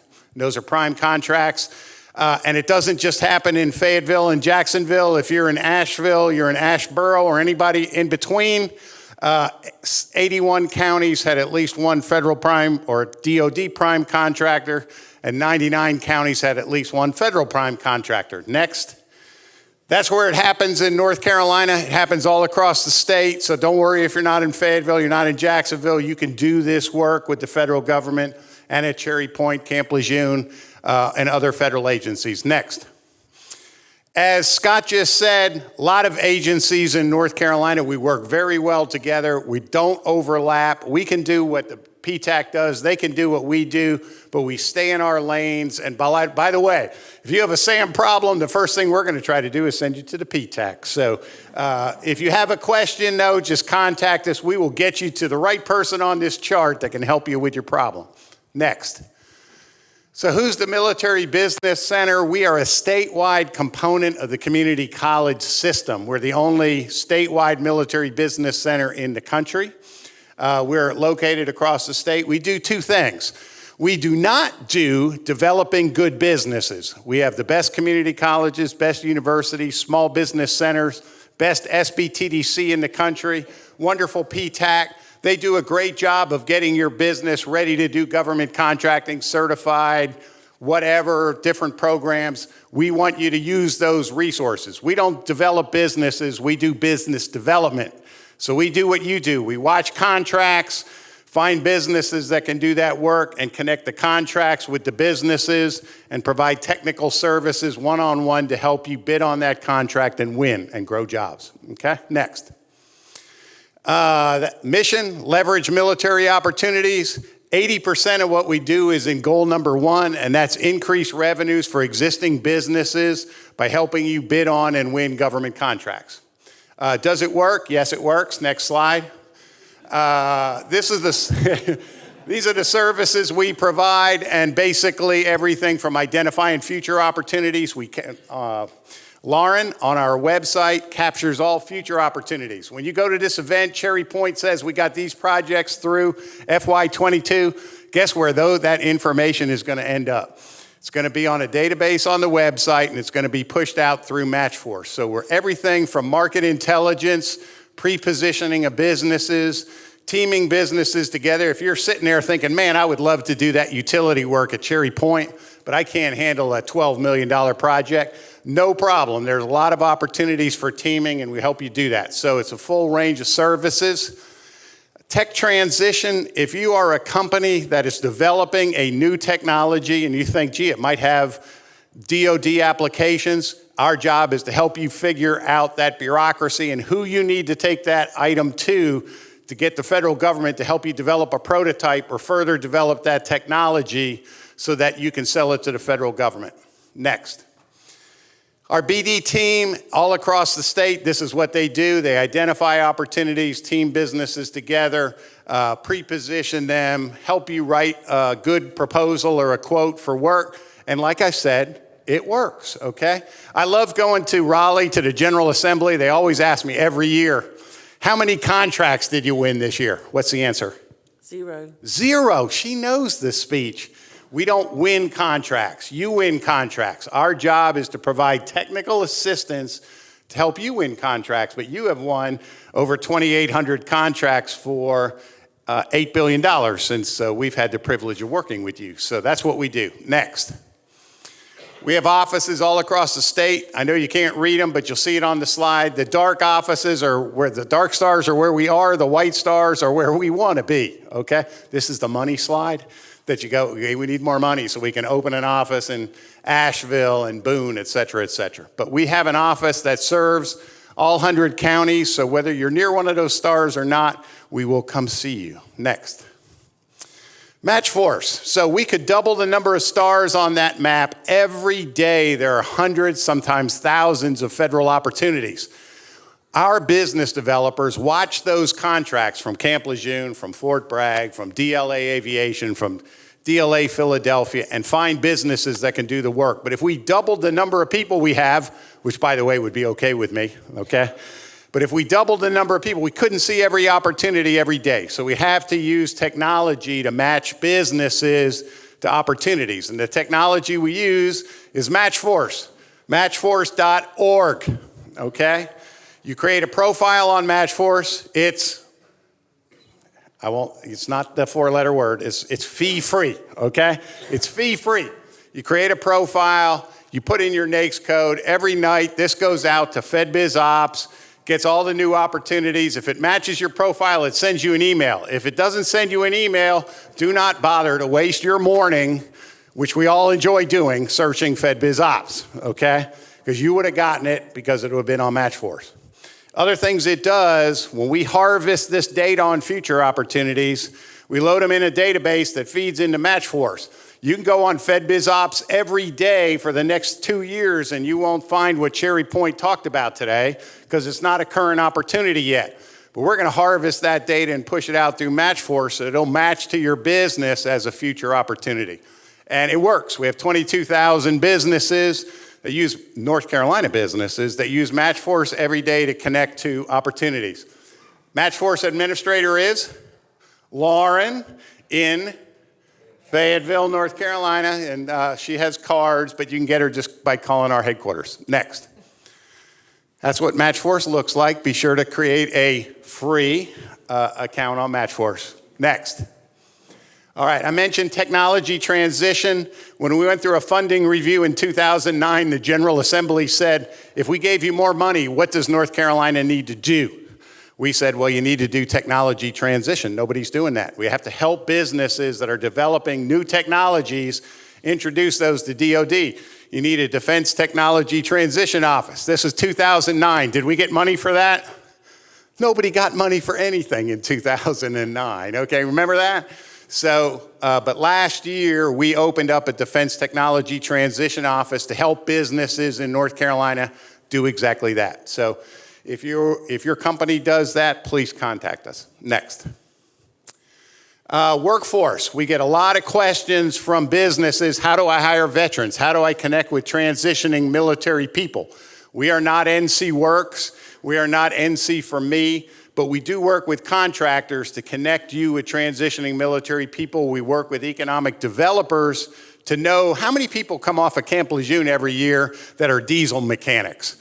So we track those kinds of numbers, and that is Lauren's job to maintain this transitioning military database. So if you have an interest in that, let us know. Next. That's what our main website looks like. You're here today, so chances are you registered for this event. You probably did it on our website. Under upcoming events is where this event is listed, so I wanted to mention that. That's where you'll find the slides. And I understand, Joe, we're also going to have the video or the sound from this event there as well. So if you really want to hear me again, you get to do it on the web. And you know what's funny? The camera's probably on Lauren, so it's going to be her face and my voice. Now that's going to be fun, right? Okay, next. We also do events. We're not an event organization, but we do events that are designed to focus on strategic industries. And we just did the medical event. You'll hear from Navy Medicine East. She was with us 2 weeks ago to help businesses in key industries meet with government buyers and requirements officials. We do a medical event, we do a cyber event, do an aerospace event, we do a construction event. We also do a defense trade show that's coming up in August in Fayetteville. So please look for those events. We'd love to have you with us. Next. Most important slide here. So you met Lauren. Lauren's the match force manager. Sue, did she really just walk out the door? No, you need to bring your whole body in, okay? Sue Cranes is in our Greensboro office. She is a construction specialist, which was the chief of acquisitions for NAVFAC Midland for 20 years. I think she started when she was 3, okay? And Pauline Page went out to get us all sandwiches or something. It isn't back yet, but Pauline's in the Jacksonville office. Okay, any questions for me?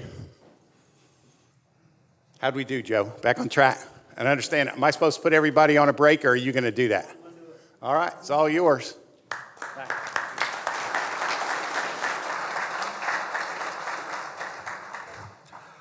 One of the things that Scott mentioned is that his organization was unique within the United States. When you get to my slides, I'm going to show you my territory. But the short answer is I cover most of the East Coast of the United States. And I can assure you from personal experience, I've wished in these other states I had a South Carolina military business and a Florida military business and a Georgia version of this organization. So it is unique. We are blessed and privileged here in North Carolina, and so I just encourage you to leverage the opportunities that are sitting here in our backyard. As I've already introduced myself, my name is Joe Rozier with the Small Business Office of Marine Corps Installations East, Marine Corps Base Camp Lejeune. One of the favorite slides that I like to show and present to audiences is my activity slide. And here's a depiction of contract activity that's represented and located here on board Marine Corps Base Camp Lejeune. And I assure you, this is not all inclusive. As you can perhaps barely make out, my organization is in the red type there in the center. But all these other organizations are spending tens, in some cases hundreds of millions of dollars bringing goods and services aboard our installation. And the kicker is, for a lot of these organizations, their buying office is located in another state. It is not only is it not aboard Camp Lejeune, in many cases it's not even in the state of North Carolina. And so one of the things I frequently like to remind audiences is that your next best opportunity may not be that base in your backyard. You may literally be talking on the phone, exchanging emails and documents with some buying office that's in Virginia, that's in Florida, that's in Texas, that's in Georgia, dealing with them for an opportunity that, yes, will be performed on board Camp Lejeune, but we're not buying it locally. So always bear that in mind of how distributed federal acquisition is. Mentioned that my territory, if it's Marine Corps and it's on the East Coast, there's a fair chance that it falls within my umbrella. There are some exceptions. I'm not providing direct support to the Marine Corps Recruit Depot there on Parris Island. Marine Corps Base Quantico and this organization does not fall underneath me. Much of the rest of the Marine Corps on the East Coast falls under my umbrella. So this is how we are geographically spread out, and these are some of the major commands that we support. For the operating forces with the Marine Corps, while they're in their home station, they don't have buying authority. So their buying authority has to go to the various whatever installation contracting office supports them. So these operational forces, the Marine Division, Marine Aircraft Wing, Marine Expeditionary Force, when they're at home, I'm their buyer. When they deploy, they take a uniformed contracting officer with them, and that they do their buying on site there. But once they come home, that authority is stripped for them. All of their needs come back to me. So, type of things that we buy. I've highlighted the NAICS codes in terms of dollars, where were some of our top dollars in FY17, but then also in terms of activity. And notice the discrepancy between the two. So yeah, we may have spent a lot of money on support activities for air transportation, but in terms of how many times we bought, we bought a lot more metal coating. Small dollar buys, but we bought a lot of them. For the past 2 fiscal years, over 80% of our buys have gone to small business. You heard from the SBA brief that the federal goal was 23%, and federal government was just a little bit over that, 24 and some change. But given the type of things that I buy, I'm expected to and able to achieve a lot higher percentage. And so we were tracking for the past 2 fiscal years above 80%. When I ran a report this week for my commander, we're roughly about 83% right now here, ending up the month of June. So we like small businesses. But again, as I mentioned earlier, my first question is to try to determine, are you a good business? I hope you're small. I seek small businesses, but I need to know first and foremost, are you a good business to work with? Although my office does some large service contracts, and we have some multi-year, multi-million-dollar service contracts, most of the contracts in my office are small. They're below $1 million. It is roughly a 50-50 mix between services and products. Even aboard the installations, a lot of people assume that my office is the products office. We just buy goods, and they don't realize or appreciate we buy services as well. Nearly 50% of our buys are service-related. But they're relatively small dollar. We do thousands of them, but they're small dollar. Principal place where my office puts its opportunities will be Fed Biz Ops. And I've included that bottom bullet, which if you can't see, it says 15 Marine Corps buying activities buy from the state of North Carolina. Take away from that. Yes, here in North Carolina, you have Marine Corps Base Camp Lejeune, Marine Corps Air Station Cherry Point, Marine Corps Air Station New River. But Marine Corps Base Camp Pendleton in California has bought goods and services, a lot of it from Camp Lejeune. Marine Corps Systems Command up in Virginia buys from Camp Lejeune. Marine Corps Air Station Iwakuni in Japan buys from North Carolina. Almost every major command within the Marine Corps has bought goods and services and routinely buys goods and services from the state of North Carolina. So again, that your next best opportunity may not be with us. It may well be with the Marine Corps, and I hope it is, but look at the whole Corps. That next opportunity may be with that activity on the West Coast or even overseas. And the way you engage with them is what you've been hearing already, but with having the right certifications, with having the right NAICS codes, having a good profile and a system for award management. That's how we're finding those firms wherever we're located within the Marine Corps. Just a screen capture of our page from Fed Biz Ups, and I wanted to bring that up and highlight. You can't see across the top that the title of that will say United States Marine Corps Base Camp Lejeune RCO. And I just highlight that, and then when you see the slides, notice that, because although my command is Marine Corps Installations East, and that's the formal title I always go with, FBO lists me as Camp Lejeune. So if you're going to FBO, where are the Marine Corps Installation East opportunities? You won't see them. We'll be listed in FBO as Camp Lejeune. So just an administrative wrinkle, but it just struck me. You could miss us if you weren't aware of that naming convention that was up there. So spend most of my time I want to spend just on this slide because this really paints the environment, and when people ignore the items on this slide is where they miss us. First bullet on there, in case you can't read it, is that requirements generally are for immediate or near future use. I'm not the R&D part of the Marine Corps. For us, that's Quantico, and that's Marine Corps Systems Command. So if you have a new product, a bright idea, something new that you want to test or you think would be perfect for the Marine Corps, we have interest in it, but that interest is going to come from Quantico. And those are the guys that need to hear about that new product, that new idea. In my office, we're more looking at what's already established, tried and true, and I'm looking for immediate use. Quantico and Marine Corps Systems Command is looking for what's going to support the entire Marine Corps. What do we need to buy down the road? What are some new ideas, some better ways of doing that we're not aware of? Those are the kind of things that they're looking at. I'm looking at near-term, future, immediate use. FY17, our office had roughly 2,200 actions, but over 90% of them were below 250K. As I mentioned, we're doing literally tens of thousands, well, thousands of small dollars. I sometimes refer to our office as a contracting sweatshop.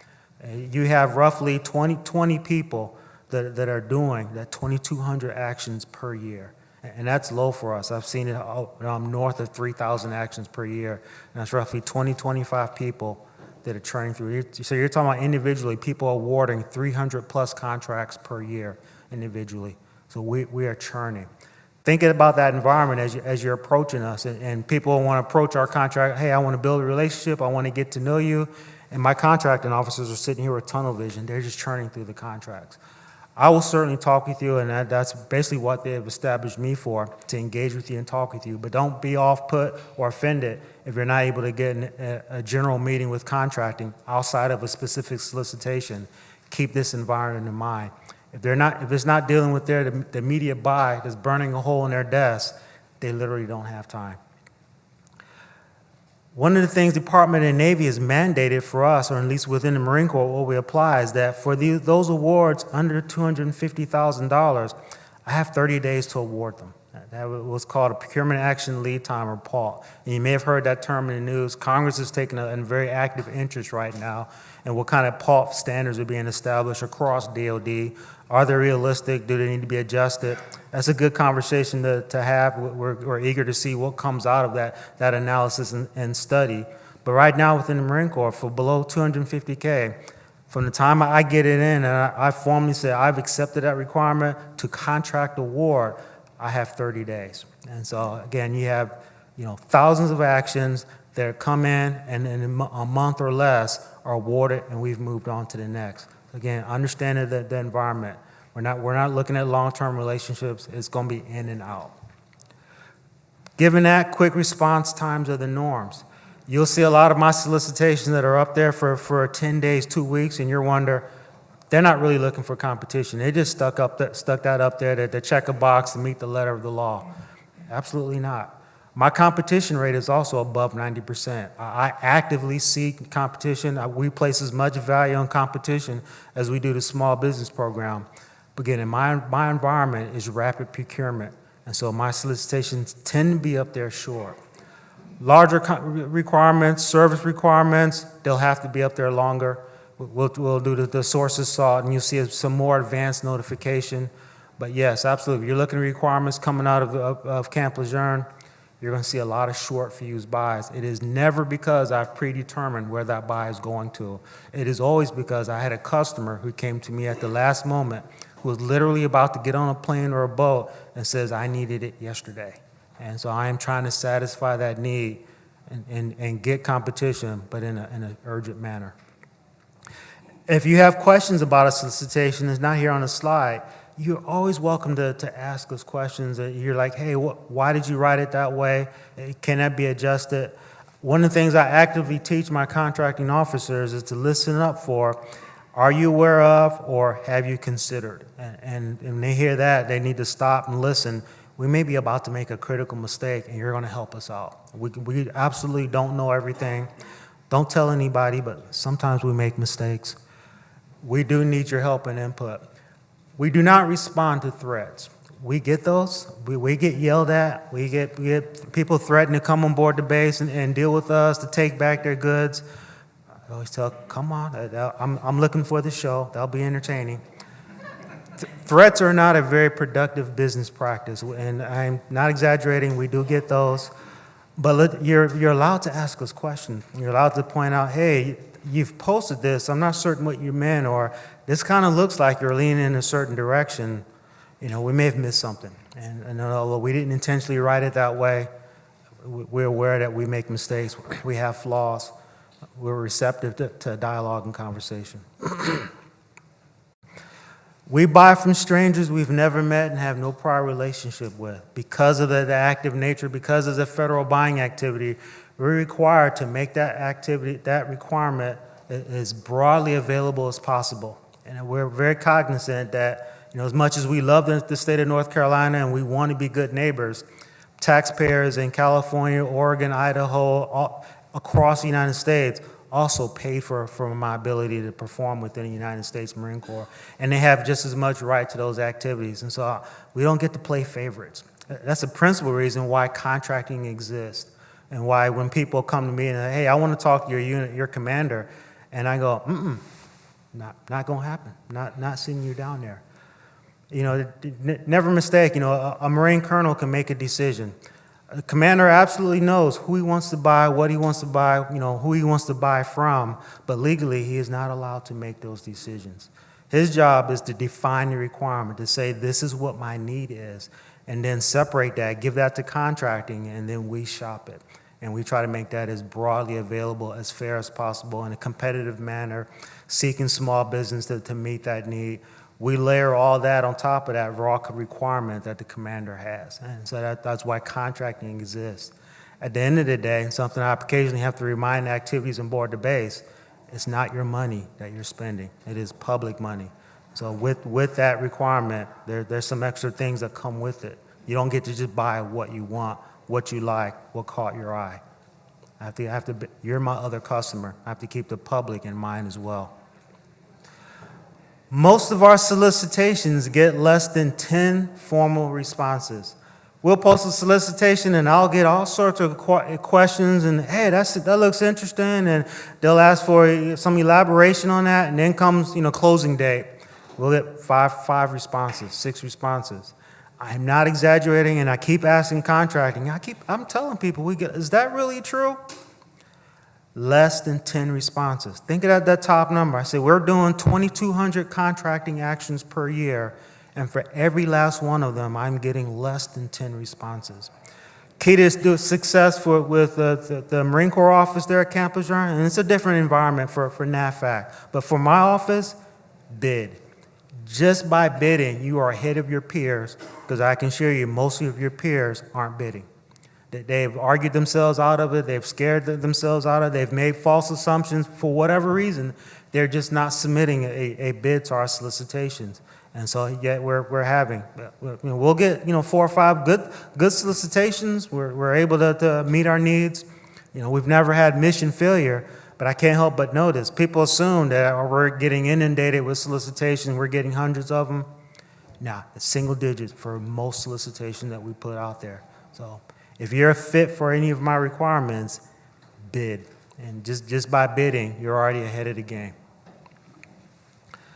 Final bullet is the keys for bidding with us, and frankly for any of us in the federal market. Your proposal in response to a specific solicitation, your profile on SAM, your past performance, and your price. With your proposal, you're answering the question that I have: can you meet my specific immediate need? Your profile is answering the question: are you even eligible to do business with the federal government? Past performance: have you done this sort of thing in the past, and if so, what kind of success have you had? And price: can I afford you? You may be great on the first 3. You've got a great proposal. Your profile on SAM is current and detailed. Your past performance is gold-plated. No one can touch you, but you would just simply price yourself out of competition. You can't hold us hostage with price, even though you may have the solution to cancer. If I can't afford you, I can't buy from you at the end of the day. So always be cognizant of price. Price is always a factor. Sometimes it is the factor, but we're required to let you know how much weight we're putting on price. And if that's not clear, that's a fair question to ask. How important is price in this solicitation? So I know, where I need to sharpen my pencil at. You're allowed to ask us that. But always be aware of your price, because we are always looking at your price. My contact information, and I have cards up there as well, if you have any questions for me. If not, jot those questions down. Again, I'm going to be here at the end when we do a Q&A, and you can have at me. If they're good questions, if they're bad questions, again, I'm going to redirect you to Kim Vallone, and she handles all the complaints and bad questions. All right. If that's it for me, I'm going to ask my colleagues from Marine Special Operations Command to come up and talk about their organization. When I describe the Department of Navy, I usually will talk about, the Navy builds it, grows it, heals it, saves it. The MARSOC and the Marine Corps, MCIEs, we're the break it, kill it guys. We have the fun part of the Department of the Navy. So here's the other side that has the fun part. So, Major Comer?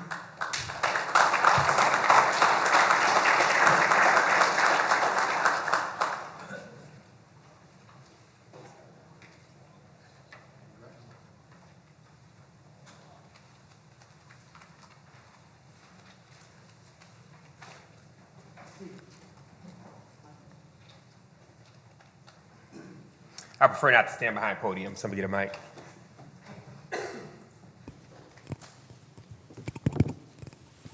Thank you, sir. Good morning. My name is Major Joseph Common. I'm the Chief of Contracting at Marine Special Operations Command. The first thing I want to do is just thank you for showing up here because, as we all know, small business are the backbone of our industry. And we rely on you and all the products that you can deliver to us so we can have competition, drive down prices, and not rely on just large businesses who can really take over our objectives, if that makes sense. So thank you for coming.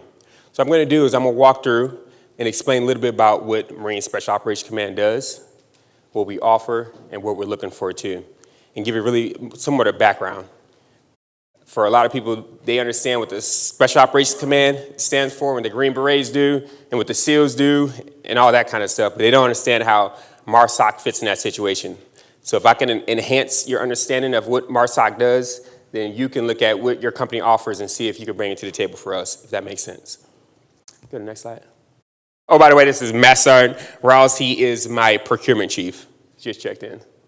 So my agenda, I want to talk about some soft component comparison, how we fit into the Special Operation Forces community. Talk about a little MARSOC Cadets 101. What is it that we do and how are we structured? How MARSOC buys, what we buy, recommendations and POCs, and then if there are any questions, I'll go over that as well. Next slide, please. So SOCOM at large is about a $3.1 billion budget. It's its own service, right? And so we pull from, SOCOM pulls from each one of the other, own component, pulls from each one of the branches in order to bring this special operations. Out of that $3.1 billion, last year we spent about $21.4 million just at MARSOC alone, which equated to about 471 different contracts. And we have a team of about 8 folks. This year it looks like we're gonna have more contracting actions. So what does that mean? With the small folks we're doing, we're trying to lean more towards the long-term contracts, as some may know of IDIQs, if you will. So we are looking forward to the small businesses and you competing and being part of our IDIQs, if that makes sense, long-term contracts. So we make up a small sliver of what SOCOM spends. And as you get in with MARSOC, you can also see how you can also fit in with the bigger SOCOM community. We are not just focused here in the Camp Lejeune area. We also focus on Camp Pendleton, and we have training going on throughout the country. And we also have actions that happen overseas as well. So MARSOC is not just here for North Carolina, but we can, if your company can stretch across the continental United States, then it increases your ability to do business with us as well. That makes sense. Next slide. So how is MARSOC broken down and what does it do? So MARSOC, commanded by a 2-star general, General Mundy. And there's really 3 different components that breaks down into MARSOC. We have our Marine Raider Trading Cell, which is a schoolhouse. That's assessment and selection. The first stop to MARSOC is to get assessed for selection and viewed for your ability to be an operator in MARSOC. The second part is your Marine Raider Regiment. So those are special skills operators. That is the special forces of MARSOC. And the last branch is Marine Special Operations Group. And that is our enablers, sustainers. That's anyone from your intel to your logistics to the supply. They're the backbone of MARSOC and what keeps them going, if that makes sense. So we split into 3. And because we are such a small component, such a small force, we rely on contracted forces to augment our forces. Of course, as the DOD shrinks and we're capped by how many we can have on active duty at a time, what do? We augment that by contracted forces. So we have a lot of service contracts. We rely heavily on service contracts. Next slide. And so how does MARSOC buy?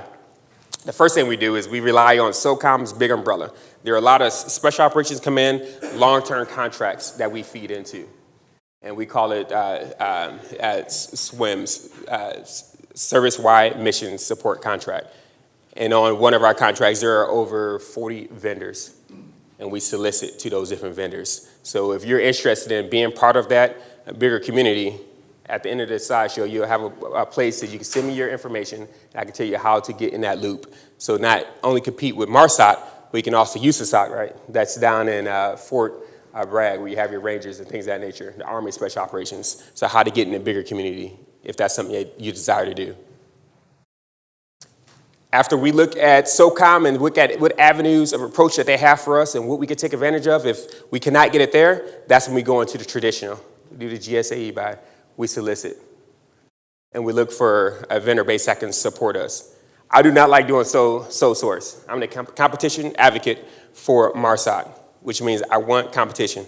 I do not like doing sole source because they really hamstring you, right? They drive up prices. So I need competition. This is why I need you if you're interested in doing business with MARSOC and your capabilities fits our requirements. And then, of course, or RFQs as well. So we go out to places like this in order to increase our vendor base, increase awareness by telling you what it is we do and what we're looking for. Go to the next slide. So what MARSOC buys? So 70% of what we buy is services. We spend a lot of funds just for training programs in order to prepare our operators to go forward and complete their objectives. Luckily, most of the services that we advertise for is not classified.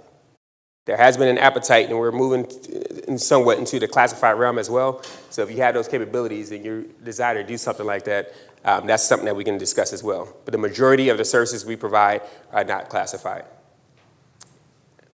if that makes sense.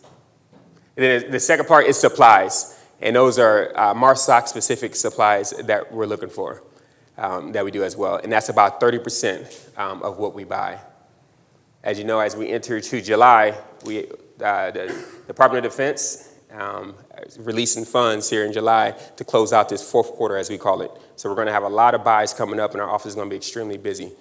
And so if you're already within the system and you could take advantage of what we're looking for, I will give you our code here that you can look up and find what is it that we're soliciting, some common user items. Next slide. So recommendation, if you have a slick sheet, so basically what your company does and if we can benefit from it, please provide me with that. We have an organizational email box. If you want to come in and you want to give a brief on your capabilities, send me an email. I can set you up with the folks that may be interested in your products. We've done it in the past. But keep it in mind that we still have to compete.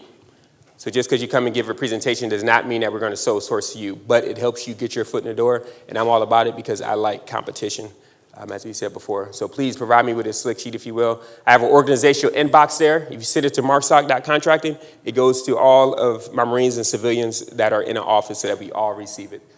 And if you're going to be coming to MARSOC and doing a presentation, please stop by our office first so we can make sure that what we're doing is on the up and up, and people are not obligating the government for things that we cannot obligate for, that they cannot, if that makes sense. Next slide. And here's the POCs. So you see me up there, Chief of Contracts.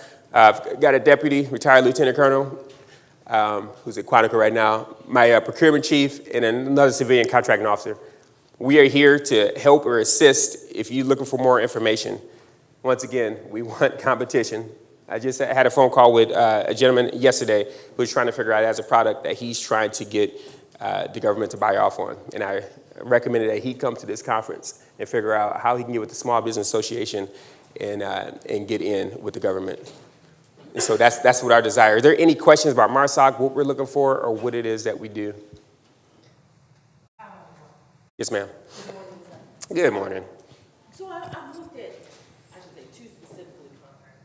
Recently, the one with MARSOC, when you did the chaplain retreats. Yes. And some of the content, they have been so specific, like you need to have written a book with this. Or I think the last one was, and prior MARSOC, worked with MARSOC previously. Since you're looking for more competition, are there solutions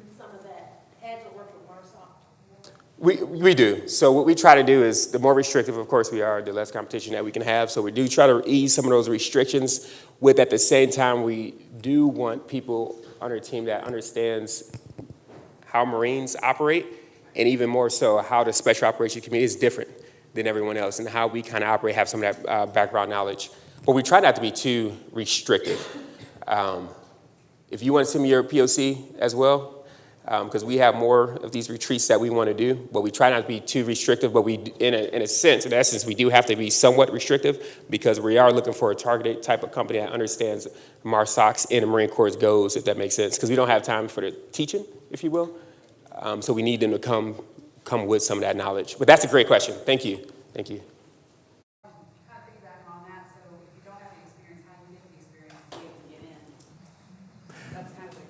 Yeah, that's a great question. Employ someone who is part of MARSOC community? No, really, if we try not to be too restrictive, for example, we did have one requirement that came up, and someone wanted an individual with 10 years of MARSOC experience and 14 years of experience in logistics background. MARSOC's been around for 10 years. There's like one person who could do it, right?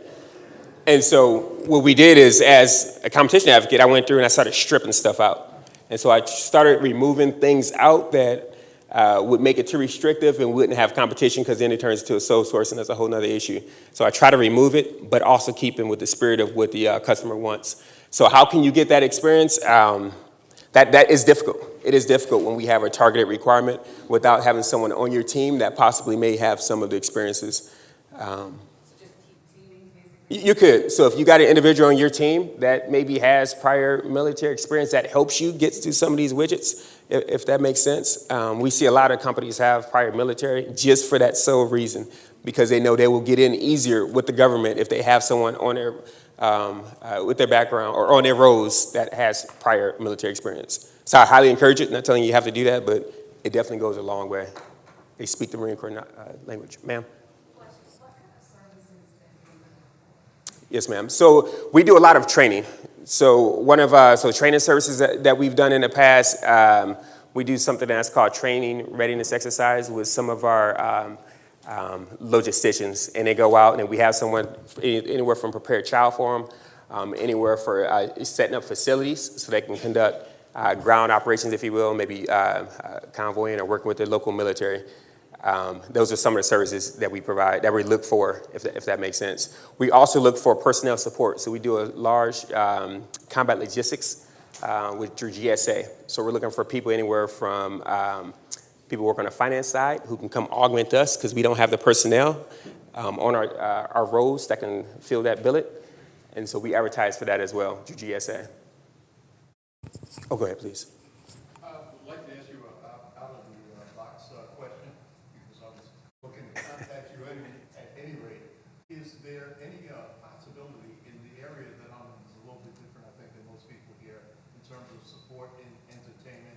I work with a lot of artists in live streaming capability, and some are ex-military, and some that I'm hearing from also are around like at Lejeune and so on. And they say, wow, we wish we had some of this entertainment and artists that you have on the days. Are you, when you say that, do you mean more for advertising and getting the MARSOC word out? Is that what you mean by? Well, no, not exactly, but that is a possibility. Okay. These artists are looking to perform for uniformed military. Okay. I don't have an answer to that one. Fill that one. For that kind of requirement, bringing entertainment support or restaurants, those kind of commercial entities, the organization that provides those kind of activities for the Marine Corps is called Marine Corps Community Services. And unfortunately, they're not here representing, but they're yet another one of those contracting activities I had listed up there on the slide with buying hundreds of millions. But you know, as I mentioned, that we in MARSOC are the break it, kill it guys. If it's fun, if it's off duty, if it's for our families, it's probably MCCS. If it's destructive and creates mayhem, that's probably mine. So MCCS, you know, the 4th of July display that's coming up next week, that's all MCCS. So when bands come on board and they do concerts and things on board the base, MCCS, all of that kind of thing, and they have a separate support contract. I would only caveat this with telling you that family retreat, for example, We are under SOCOM, so my authority comes from SOCOM. It does not come from the Marine Corps. When I purchase things, it goes through SOCOM. All my authorities come from there. I don't go through the Marine Corps for any of that kind of stuff, including MCCS for some things. So for example, the family retreat, most Marine Corps units would go through MCCS and they would go to this program called Credo, and that's how they would do their family retreat. That's not what we do, because we go through SOCOM, we have different authorities. And because of that, we solicit for our family retreats. And so for something like that, send me your slick sheet. I don't know if there's an appetite or desire for something like that, but I can always push it to our chaplain or push it to some of our folks.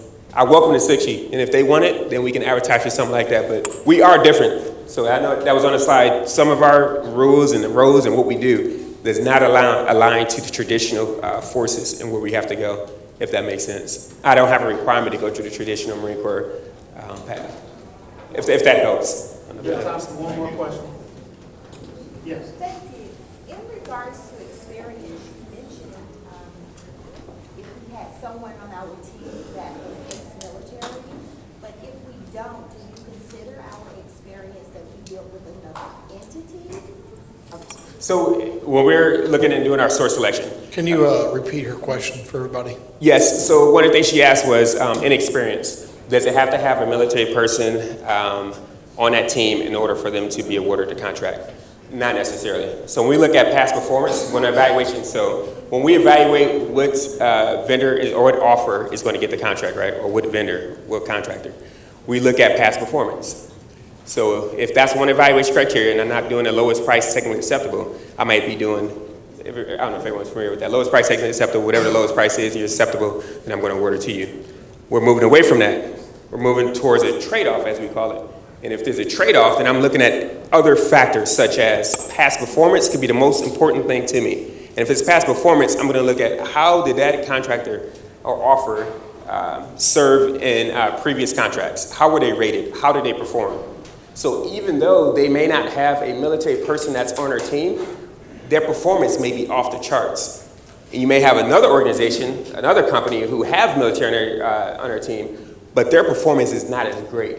So if I'm doing a trade-off and I'm looking at who is the most qualified, I'm going to go with the person, if it's past performance, that has the better rating, even though they have less service members on it.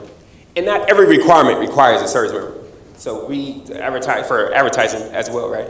We look for people to come in and have some experience and help us get the MARSOC word out. But we find that civilians are maybe more uniquely qualified than Marines, because Marines don't really have that experience, or people who work in the DoD. But career advertisers may have, or people in advertising have a better chance of helping us meet our objectives. Does that make sense? They want to go in too much into contracting, but if anyone has questions about trade-off and all the stuff we're trying to do, please let me know. Last one. I got to move on. Sorry. Hi. We have a medical device company that specializes in ophthalmology, eye surgery. And we have great past performances. We're a new company. Yes, ma'am. And I have a capability statement, but we're not on the GSA schedule. Can I just send capability statements to, like, all the military procurement officers? I mean, what would be, we're on about 15 bases now in 4 VA hospitals. So what would be kind of the most expedient way to let other bases, naval, all kinds of installations know what we have? So I'll answer part of it, then I'll turn over to him because that's really his. Answer to the next speaker Okay. was Navy medicine. And so that you got the immediate answer to who to address your question. So let me table that question. If she hasn't answered it with her proposal, ask it again. But Navy medicine is the next person. You're actually a perfect segue. Please send me your slick sheets if you have them. Thank you.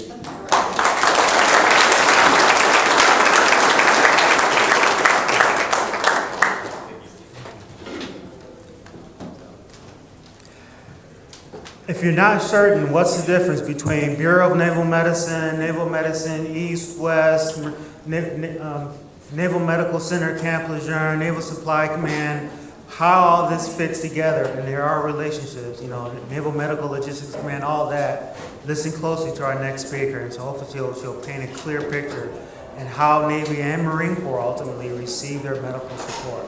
As I mentioned, the Marines on our own, we don't grow it, heal it, save it, or do that positive things.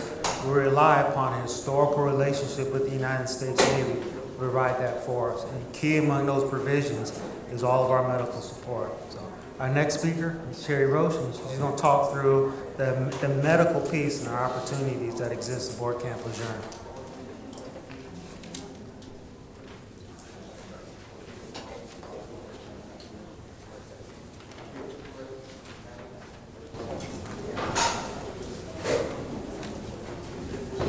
Hello, everybody. I'm glad to be here. I am the small business professional for Navy Medicine East. We're located in Portsmouth, Virginia. So I guess you probably will wonder why somebody from Virginia is in North Carolina.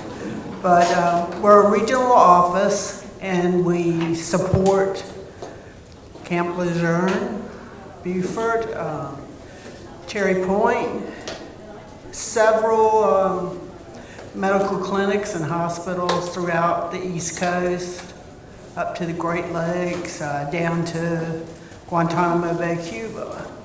And I am the central point of contact. I am your advocate.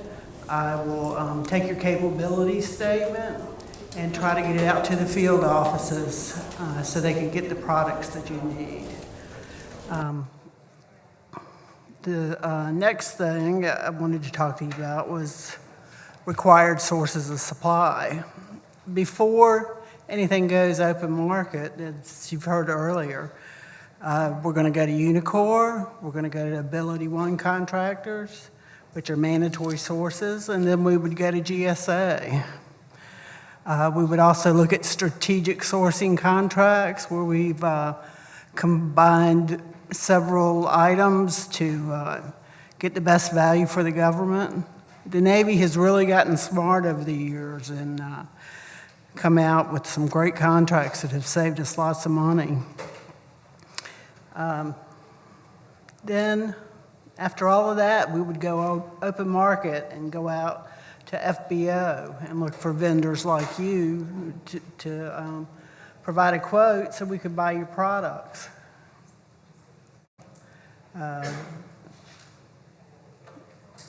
Next, what I wanted to say was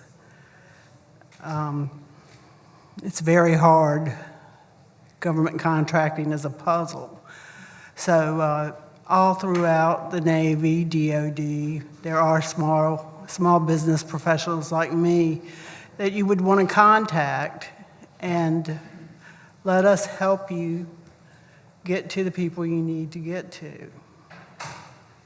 And that's the one thing I want you to take away today. Every agency has a small business professional that is out there wanting your information to give to contracting officers, just to know new items, existing items, and get contracts with you, as everybody stated today.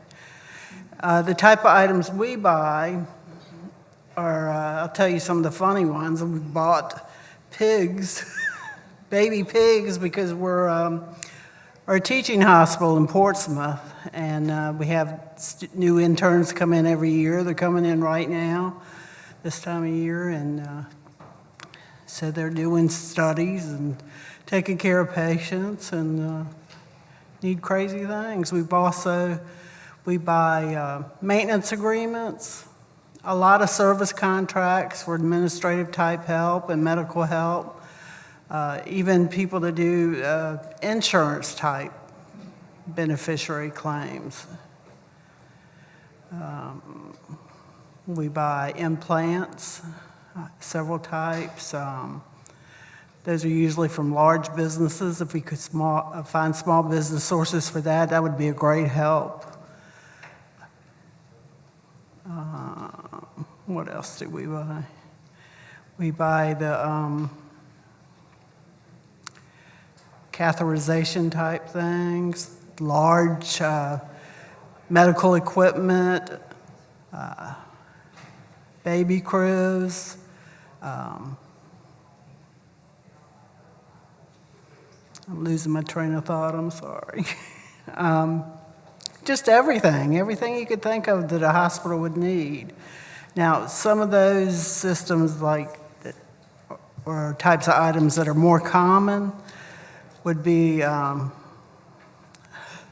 say stethoscopes, they would probably be in the Navy supply system, and we would order that directly from DLA. So if you have that type of item, you'd want to go to DLA contracting office and try to get your items in there. And that's almost an immediate order where the end user would go into a computer system, punch in your number, part number, and the order's on its way. They pay with a credit card. I support 2 contracting officers and 8 staff in our direct office. And then, like I said before, up and down the East Coast, I see every item that comes in over $10,000. So I'm the person you want to know if you want to do business with the government. I have a brochure that I want to give you, and if you want to stop by and talk to me before I leave, I can give you that, and you can send me your capability statement. And we're just ready to do business. So I want to end it there and just say thank you for having me.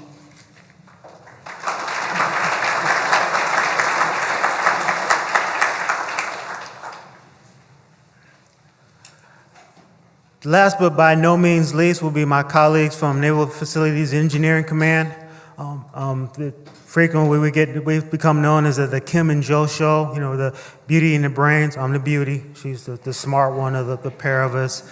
But aboard Marine Corps Base Camp Lejeune, there are only 2 of us who are full-time small business professionals, and it's Kim and myself. So you saw my earlier slide, all this contract activity, a lot of people do, you know, awarding contracts, but in terms of who's full-time supporting and focused on small businesses and board the installation, is Kim and I. So what we end up doing is doing a lot of referrals. Well, the person you need to talk to, and we'll try to connect you and get you to that right person. So don't be offended if you call us and we quickly refer you to someone else, because we want to make sure you get that connection, and we fully recognize we're probably not the right person you need to talk to, but we'll figure out who that person is. But yeah, my colleague Kim Vallone, and she's going to talk about her organization.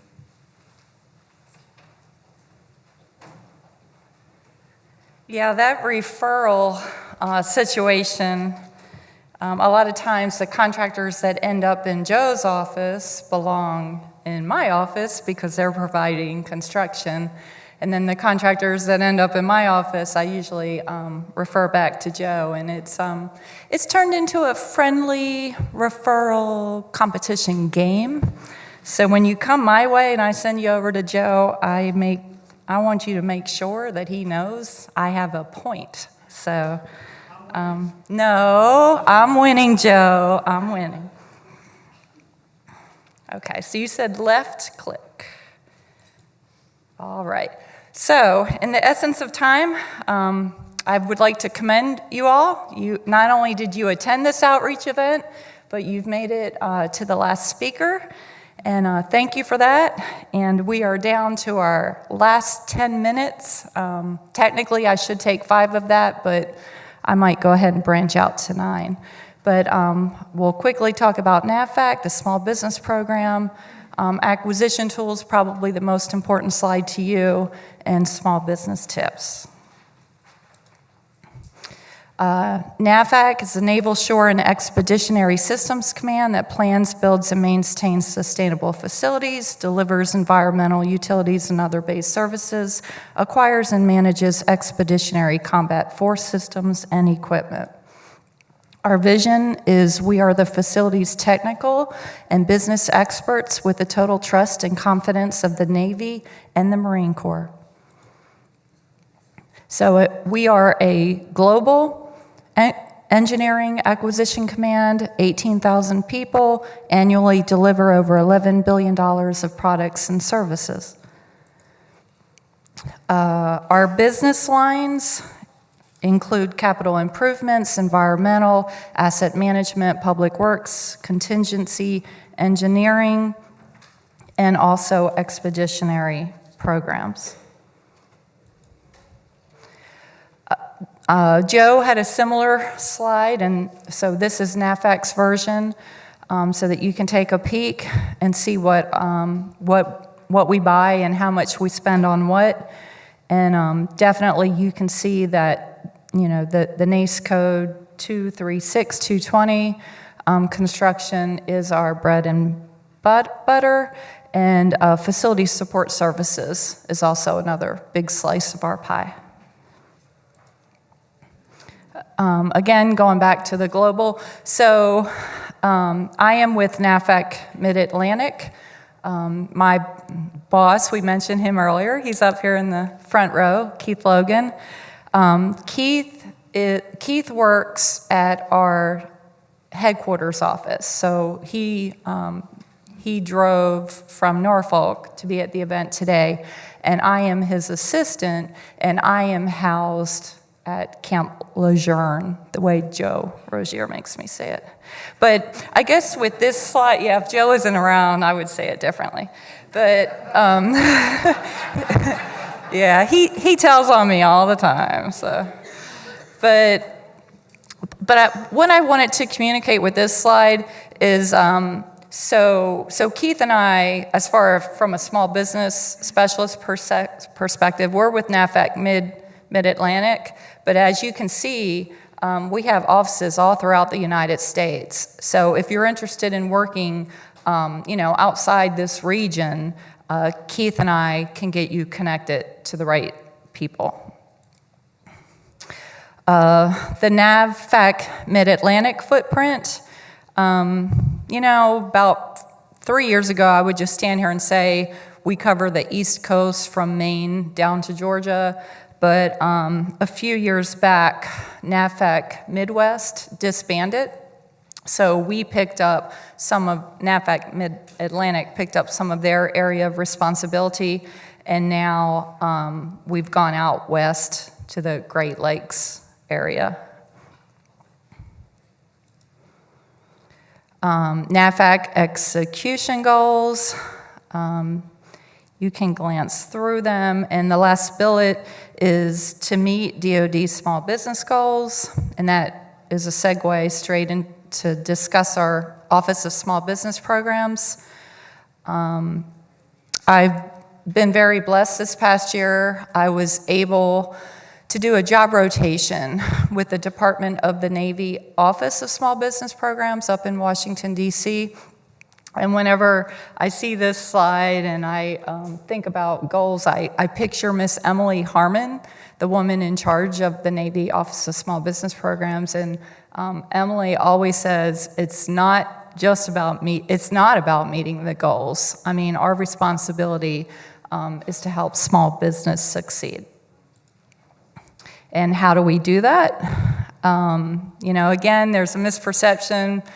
Keith and I are just out there trying to meet goals, but that's not the case. I mean, we assist you and are an advocate for you by doing all types of activities as listed on this slide. Again, there is advocacy across the map, and these slides will be available to you. And so the next few slides just take a snapshot of our regional points of contact.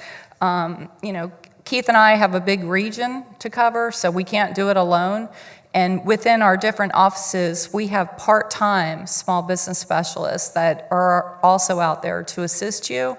And a lot of times, the part-time small business specialist is also the acquisition lead. We have a trifold that we've published, and this trifold will be up here at the front table. So, if you're interested in making contact, I'll just breeze through the next one. So if you're interested in making contact with the other small business professionals in these regions on these slides, please pick up our trifold and you can make direct contact. And so these are the fiscal year 18 small business goals. How did NAFAC Mid-Atlantic do last year? That second yellow line looks like we've failed our report card because red is bad, green is good. But last year was actually an anomaly for us. usually we succeed, we surpass all of our small business goals, and we don't meet our hub zone goal. So last year, we flip-flopped, and a lot of that has to do with the fact that once you're very successful in meeting your goals, they raise your goals. And I think sometimes they're a little high so that you keep striving. And, to make us look better, after that slide, I incorporated this slide. This snapshot was taken May 21st. And so now if you look down at NAFAC Mid-Atlantic, we have all greens and one red. NAFAC Mid-Atlantic, NAFAC as a whole, very small business, pro-small business oriented. We have our own web page, and I encourage you to check it out. And, just in meeting with you, counseling you, listening to what your needs are. We've developed this long-range acquisition forecast, and it's a great place for you to check out what our upcoming opportunities are. Chrissy Strong, she works at our headquarters office up in Washington, D.C.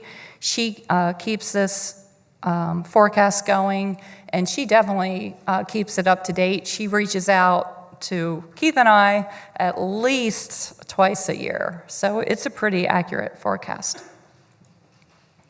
Okay, acquisition tools. How do we acquire the products and the services? We have full and open competition, set-asides for small businesses, multiple award construction contracts, and indefinite delivery, indefinite quantity, facility support service contracts. We have a job order contract and a base operating support contract. So if I've just breezed through all that and it's Greek to you, if you're new, I encourage you to reach out. And again, our information is in this trifold, and I would be happy to sit down with you one-on-one and get you educated about these things. But for those of you that are more familiar with what a MAC is, just to let you know, this year we're going to be soliciting for a new maintenance and repair MAC, and that's going to be for smaller projects, anywhere from the maybe $10,000 up to $150,000. This new MAC is going, the focus area on this new MAC is quick response. It's going to be for emergency-driven projects, so, we may give you very little notice, to come out to a site visit and then provide us a quote within 12 hours or whatnot. Next year, we're looking at soliciting. There's going to be a lot of MAC activity next year. We're looking at the general MAC, the mechanical MAC, civil paving MAC, our mini MAC, and possibly a hub zone MAC next year. So stay in tune, with Fed Biz Ops, keep in touch with North Carolina Military Business Center, and track those opportunities. And this is a wonderful time to introduce you to our Camp Lejeune contracting staff. They're over there on this side. They think I don't see them, but I do. And if you don't mind just standing up real fast, Jerry Williams is our acquisition director, and Joe Wade is our supervisory construction contracting officer, and Ryan McCracken is our supervisory facility support contracting officer. And I just want to say thank you for taking time out of your busy schedules and being here today. So we just, some of you may not so track our opportunities through Fed Biz Ops, and also because we're Navy, you can track our opportunities through Navy Electronic Commerce as well. Small business tips, 1201. So I'm just gonna pick out one that I would like to talk about. And let's see. Oh, that's what I want to talk about. Don't forget about subcontracting opportunities. They're invaluable. On one of the slides, I mentioned the base operating support contract. In my opinion, the incumbent on that base operating support contract is one of our biggest small business subcontracting success stories. When I first arrived as the small business deputy back in 2009, the incumbent on our base operating support contract was Lejeune Support Services. They were a large business. A couple years down the road, and this contract is huge. It covers a lot of our maintenance and repair aboard the whole base of Camp Lejeune, and it's a very active, very busy contract. It came out for rebid, and it ended up, the incumbent right now is EMI Services. They are they ended up, the way they got the contract is they were subcontractors to Lejeune Support Services, and they ended up winning the contract over the prime contractor. So, I mean, subcontracting is a great way to start and a great way to get experience. So don't overlook that opportunity. And resources, again, these will be on the slides. And Joe, do we have time for a couple questions? Oh, another thing I do want to do, I am remiss. There is another person that, just for the purpose of networking, that I just want to make you aware that this individual is in the room today, and that is David Porter. Is that you, sir, right up front? David Porter, are you here? Okay, he's not here. David Porter was with Veterans in Piping, and it's a free career training and job placement program for transitioning active duty service members. So if it's a topic you're interested in, catch up with me and I can get you in touch with him. Thank you.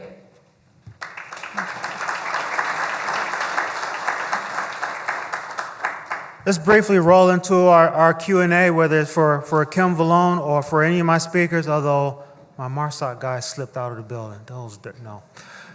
But if you have questions that's related to Kim's presentation or any of them, then now will be your time. There's a microphone, so raise your hand. We'll get the microphone into your hands and get that. I will give you the caveat. The advice that was given to me as a young freshman college student in Economics 101. Professor stood before this huge auditorium-style room and said, "Don't kid yourselves. There are stupid questions." Sometimes, though, if you don't know the answer, you just got to ask the stupid question. And you may get embarrassed. He said, if you ask me a stupid question, I'm going to embarrass you in the process. But if you got to ask it, you got to ask it. So there are stupid questions. I'm not going to embarrass you. I can assure you that. But, yeah, there are some questions are better than others. But whatever your question is, we're going to be entertainment. Gentleman back here with the mic first up. Yeah, thank you. Hopefully this is not a stupid question. We're with Team Eagle. We are a very, very small video production company in Raleigh, and we bid against a lot of other people. How important is a GSA contract versus past performance and all the other stuff in price? Good question, and I'll field that, and if any of my other agency colleagues want to jump in, the answer to that will depend on who's the agency you're buying from. Like I know with NAVFAC, and Kim can elaborate, NAVFAC doesn't do a lot with GSA type items. Most of their requirements will go on FBO and on NECO, Navy Electronic Commerce Online. My office, on the Marine Corps side, does utilize GSA. So it'll vary activity to activity. So a great question to ask, if you make an appointment, you visit Kim or myself or some other federal buying activity, sir, ma'am, these are the type of things that I'll offer. Do you buy these kind of items or buy these type of services? And if the answer is yes, how do you buy them? Where do you post that requirement? And you're going to find, even on board the same installation, that answer will vary. Sometimes the answer will be, we buy them via GSA primarily. Other activities will say, no, we never use GSA. Some services will say, we have these unique service or location type contract tools that we use. So that answer will vary, but you need to ask that question. Do you buy what I'm selling? And if so, how do you buy those items or those services? And where do you place those requirements so I can go look? So hopefully that answers your question. Yes, sir. I'm Wayne Parker, owner of Custom Crate. I build shipping crates, wooden dunnage, small wooden manufactured products at my shop. My prices run between $80 products up to $10,000. Is there a market for my stuff at Camp Lejeune for y'all? And how would I obtain those smaller, or get in the door to do some of that smaller work? Probably for that dollar range, you're talking about government purchase card range, and there's not a direct way to reach those. They're gonna see you the same way you reach a commercial market. Via your commercial market, they're gonna Google and find you. So cardholders is decentralized. I don't see their requirements ahead of time. I don't see them at all. They individually will just go out, Google, and find them. They are looking for small businesses. I speak directly to those cardholders and push them to find small businesses, but they don't have the same mandates that we have in contracting. So whatever your current commercial marketing practices are, that's how they're going to see you as well and come to you. If it's larger than roughly about 5K right now, look like that minimum's about to get raised by Congress. Then it comes to contracting, we're going to solicit it. You and the whole world will see that requirement. Okay, so it's basically the internet's the best way for me to market those things. For now, at the purchase card level, yes. Thank you. Gentleman behind you, and then we'll go over there. Hi, great conference. Thanks so much. I'm Greg Ryan with Ryan Federal Consulting. Are you going to publish a list of attendees for everybody to be able to network with each other? I don't know if we'll put out a list of attendees because I hadn't asked their permission to put their contact information. I'll have to discuss with my colleagues and see how we're doing it. I want to be sensitive, though, that I don't know if everyone has given me their permission to post their information out in the public. So you'll have the information for the agencies and the speakers, absolutely. I can't promise I'm going to publish out the attendees as well because I didn't ask them ahead of time for permission to put their information out. I understand. Thank you. And question over there. That's okay, Paula, and I got it. I'm younger than you.